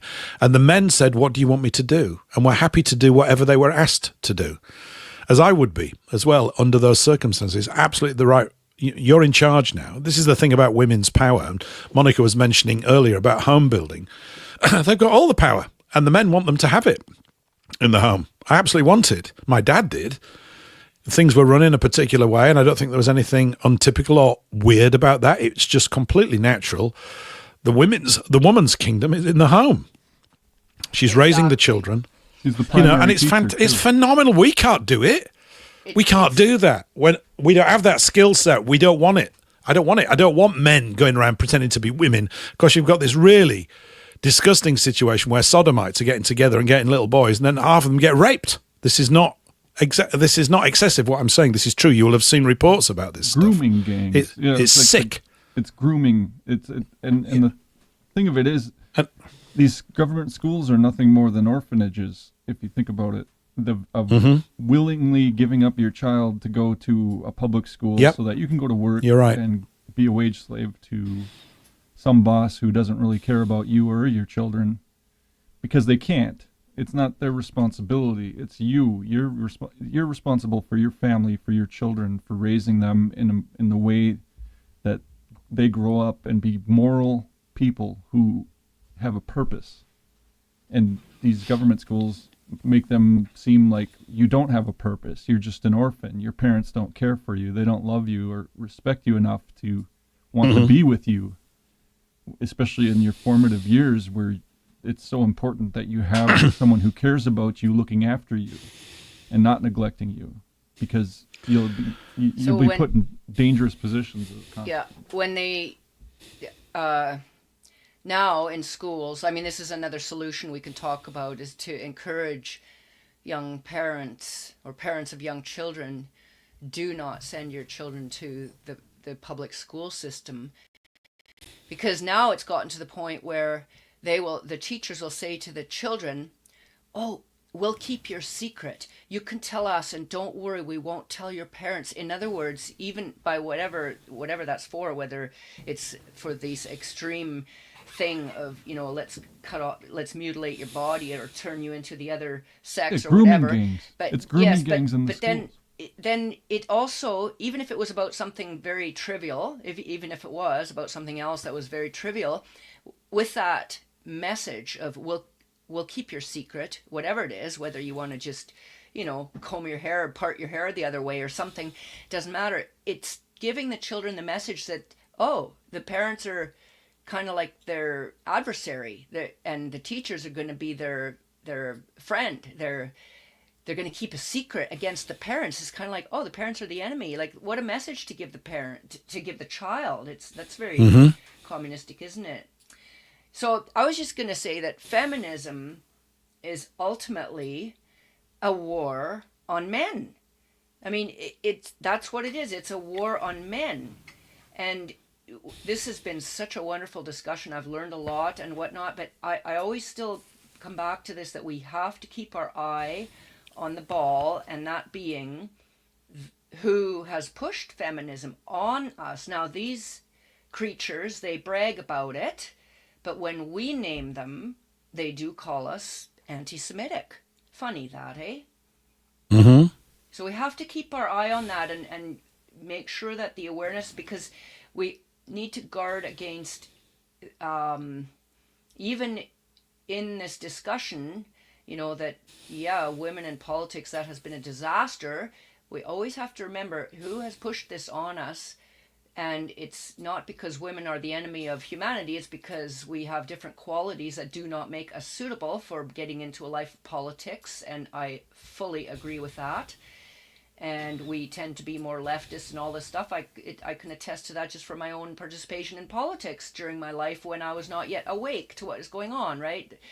So I fully agree with that, but always keeping our eye on the ball, that we don't accidentally get into a situation where it's thinking, oh, it's because women are bad somehow that they have done this. No, it's like, no, we have different qualities and are definitely more suited to be in the role of running the home, which, like you said just now, Paul, you wouldn't, some of those things, you wouldn't want to do that, right? And it's just like, I wouldn't want to do some of the things that men are really good at. And those are my natural instincts.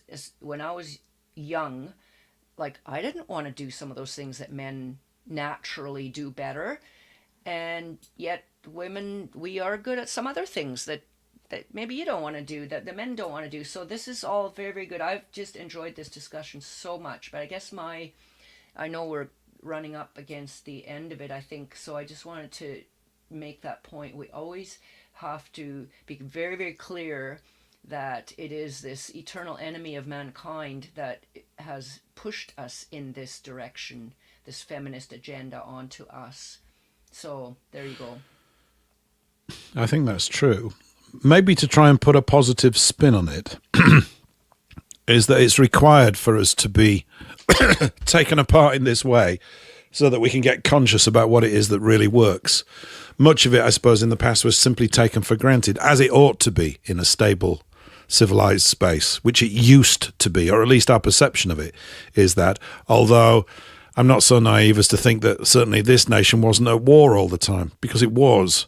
Ever since we got the Bank of England, this country's been at war every year since, apart from 3 years since 1694. It's ridiculous. It's absolutely ridiculous. And it's not that Englishmen and Scotsmen want to go off and start fighting wars everywhere, but somebody does and has made use of us to do it. Of course, that duty has transferred over to America recently, in recent times, after World War II. Yeah, you've been made the manpower and muscle power to carry out the threat of the economic masters. So, but there is a positive. Actually, Aunt Sally makes some pretty good points about Black Pigeon, which I tend to agree with. She says, and hi, Aunt Sally. She says, I believe he is a doom monger. Yes, I think there's definitely an element of serious doom in all of this. And a hyper race mixer. I don't know about that, but you might be right. If he is, then he's clueless on that thing. But I guess I view it like clocks. Even if they're broken, they're right twice a day. And when you come across a good thing, I'll even take good stuff from the other side when I hear it, if I think it chimes in with what we need to hear. So I don't really sort of think that any one person is going to be right or on point all the time. I've not got any experience of that, apart from God, in terms of getting back to God's laws, which is, of course, another aspect of the condition that we're living under is that we've been parted from them. Slowly but surely, inexorably, over a long period of time, we've been shifted away from these things. And it was a bit like that document I was mentioning last week on the common law, that since 1215, they've spent 800 years shifting this nation away from trial by jury, the real trial by jury, where the jury can actually decide on the law itself and is therefore the highest law power in the land when it's sitting and doing things. All the ways of operating cleanly and honourably have been practised round here at some point, and we've been parted from them. And of course, Monika, you're absolutely right. An enemy hath done this, hath sown the tares amongst the wheat. Absolutely hath. And that's kind of what we're dealing with all the time with all of these things. But I think this topic, even though we've covered a lot, it kind of opens it up that there's so much more to cover with it. There's so many more aspects. The idea of a British family movement is very appealing to me, but it's got to be robust. It's not some sort of mincing thing when it's all lovey-dovey all the time. It's to understand exactly what the strength of them are, because without them, we're not a people. No people can be, it seems to me, without resilient families. And they've done everything they can, courtesy, it's in the Communist Manifesto, is it not, to destroy the family. And the creation of the teenager was after the creation of the emancipation of women, and these have been massive blows to fracturing natural, cohesive, good quality family relations, it seems to me. All along. So I'm not pointing the finger at women. It's the process. You look at it. The enemy has picked the weakest point. It went for the women. It got them smoking, did all these things, filled their head full of silly ideas. I'm doing that on purpose, right? About power and all this kind of stuff. And we can be in charge without realizing that they don't want to be in charge, that they are reduced in power, that they haven't been empowered, they've been disempowered, and that they've been distanced from that naturally supreme feminine power that men want in the world. We need it. We need it to become men. We need to be around feminine, beautiful women. Even if we can't get one, we love it that they exist in the world. Well, we really do. We love it. That's what men have gone to war for, is to protect their women and children, right? That's what men have fought through the ages to protect. Exactly that. Yes. It is. Also, look at all the high treasures divorce here. rate. Yeah, but not only the high divorce rate, the huge amount of single people now that can't find someone. And I was talking to a neighbour, and she said where her child goes to school, her child and another one are the only two children whose parents are together. All the rest of the class, their children are divorced. What a change. What a change from when I was in school, because it would have been the opposite ratio. Maybe there were a couple of children in a class of 30 who came from divorced parents. Maybe if that. But it was same for me. Opposite ratio. It was actually there was a massive, there was a hidden social pressure that you didn't do that, and for good reasons. And of course, people go, "Oh well, I just couldn't live with him anymore. I couldn't live with her." Well, you chose it. Tough. I would make it virtually impossible to get divorced. I don't care. It'd have to be exceptional circumstances. Jesus talked about this, and he basically said that divorce was set up by the followers of Moses. Moses allowed it because of the stubbornness of the people. Mm-hmm. And you get stubborn people, and this is what you get. And we've got a nation of that. If you get divorced, you lose the vote, right? You should lose things. And it's like I felt the only people that should have the vote are men in a marriage with children. Until you've got a child, you don't get the vote, ever. Why should it be governed by single men? They haven't fulfilled their role. The role of men is to become fathers, and the role of women is to become mothers. And when you do that, then you get the vote. You're responsible. You're doing that. If you get divorced, you lose everything. It's up to you. You don't get a say in the management of the nation when you can't even manage your own family. I would say if they're single, they would have, or without children, I would say they'd have to take some sort of vow of seriousness. You trust that, do you? I wouldn't trust it. I wouldn't want a scoundrel, someone who goes around, sleeping with whoever. Yeah, I wouldn't want them, of course. I'm not talking about them, though. I'm talking about someone who can control their passions. Yeah, but how would you ever know that? Well, they all say they do right now, don't they? They don't. I think it just needs something blunt and simple. It's like the light switch is either on or off. We need simple, plain things, in my view, that children and everybody understands. If you do this, you lose that. Got it? That's how it works. Why? What about taxing sex? It could be PAYF, pay as you fornicate. Sorry. I'm really joking. Some people thought... What a wizard wheeze, Eric. Yes, these tax inspectors looking through binoculars, up ladders. Well, they'd become sex inspectors, wouldn't they? Yes, that's they'd become sex look, inspectors. here it goes. But I've mentioned before this thing about... I mentioned this thing, back in 1381, the Peasants' Revolt kicked off because they were going around checking young men and women, for like teenage boys and girls, for pubic hair. And if they found some, they paid this tax. And the mothers in fobbing, particularly where it kicked off, which is why we have this word called fobbing off people, putting them off, they resented this bitterly. So these pubic hair inspectors, they got killed, some of them. They just got killed. You don't do that. That would come back when everybody's clear about why we have these laws and why they strengthen us as a people. And you let them go, and we just get weak immediately. We're just getting weakened all the time. So, I am learning so much on this show today. This is just amazing. I've never heard of such a thing.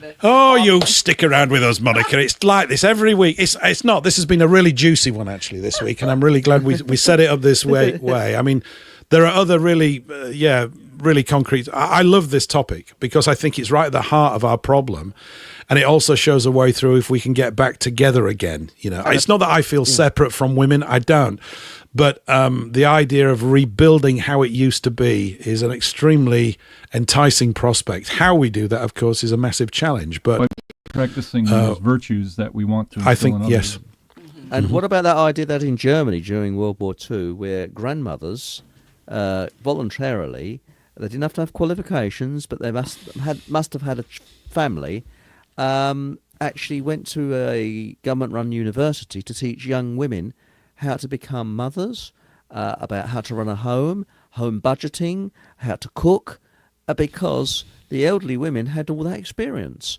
And afterwards, the young girls would actually get a certificate to show that they've been through this course, so that when they were dating a fella, she'd show the certificate, and the bloke would think, yes, I'm going to be looked after well, aren't I? Because she knows how to sew, she knows how to cook, she knows how to run a home. There is something to that, though, Eric. Yeah, the women don't seem to be into that sort of thing, like learning how to sew, staying home and being at the loom.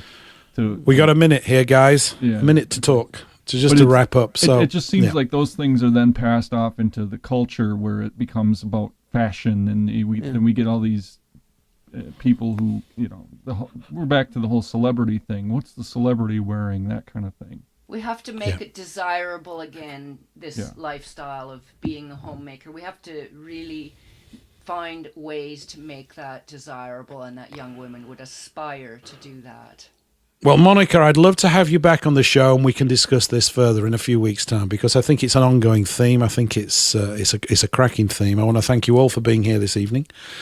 We'll be back again same time next week. Eric's on at the weekend, I believe. Yes, it's Sunday. This Sunday at 8 o'clock. Check out Radio Soapbox for that, and your Rumble channels. Yeah. Yes. We'll be back again same time next week, and so keep good until then. Bye for now. When it's cold and damp in New York City, and all the girls don't look so pretty, and you can't find a job, and you're looking like a slob, go west and realize your dreams. Go west, eat pork and beans. Go west, wagons home. Go west, it's all the rage. Go west, get a living wage. Go west, wagons home.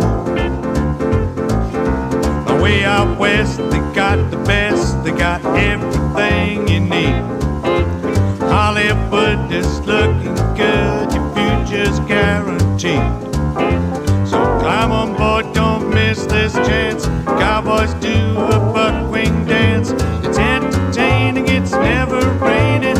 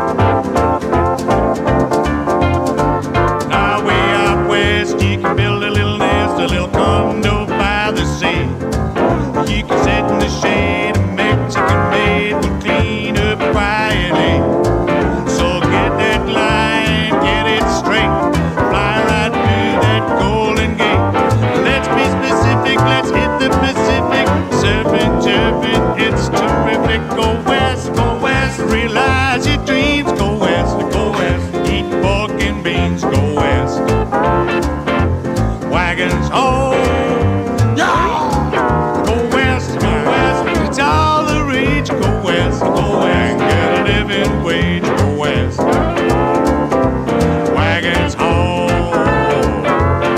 Go west, wagons home.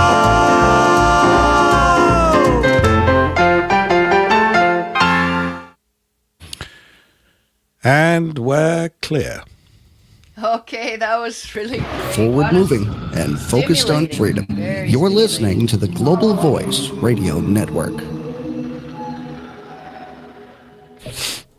Ooh, that was nice. Were we actually clear? Cool. Or did I ride over? Yeah, no, that was just Paul coming in with something at the end there, but we are absolutely clear. Yeah, that So was this is very, great. very stimulating discussion. Wow. Really, really good. Yeah. And all the sexes are included. How about that? All two of them. All two of them, yeah. It's good. Yeah, It's that's really, good. really good. Fantastic stuff. Your friend Eric there, he I just love his laugh. It just makes me want to laugh like it's infectious. Yeah. He's a hoot. We didn't get him riled up.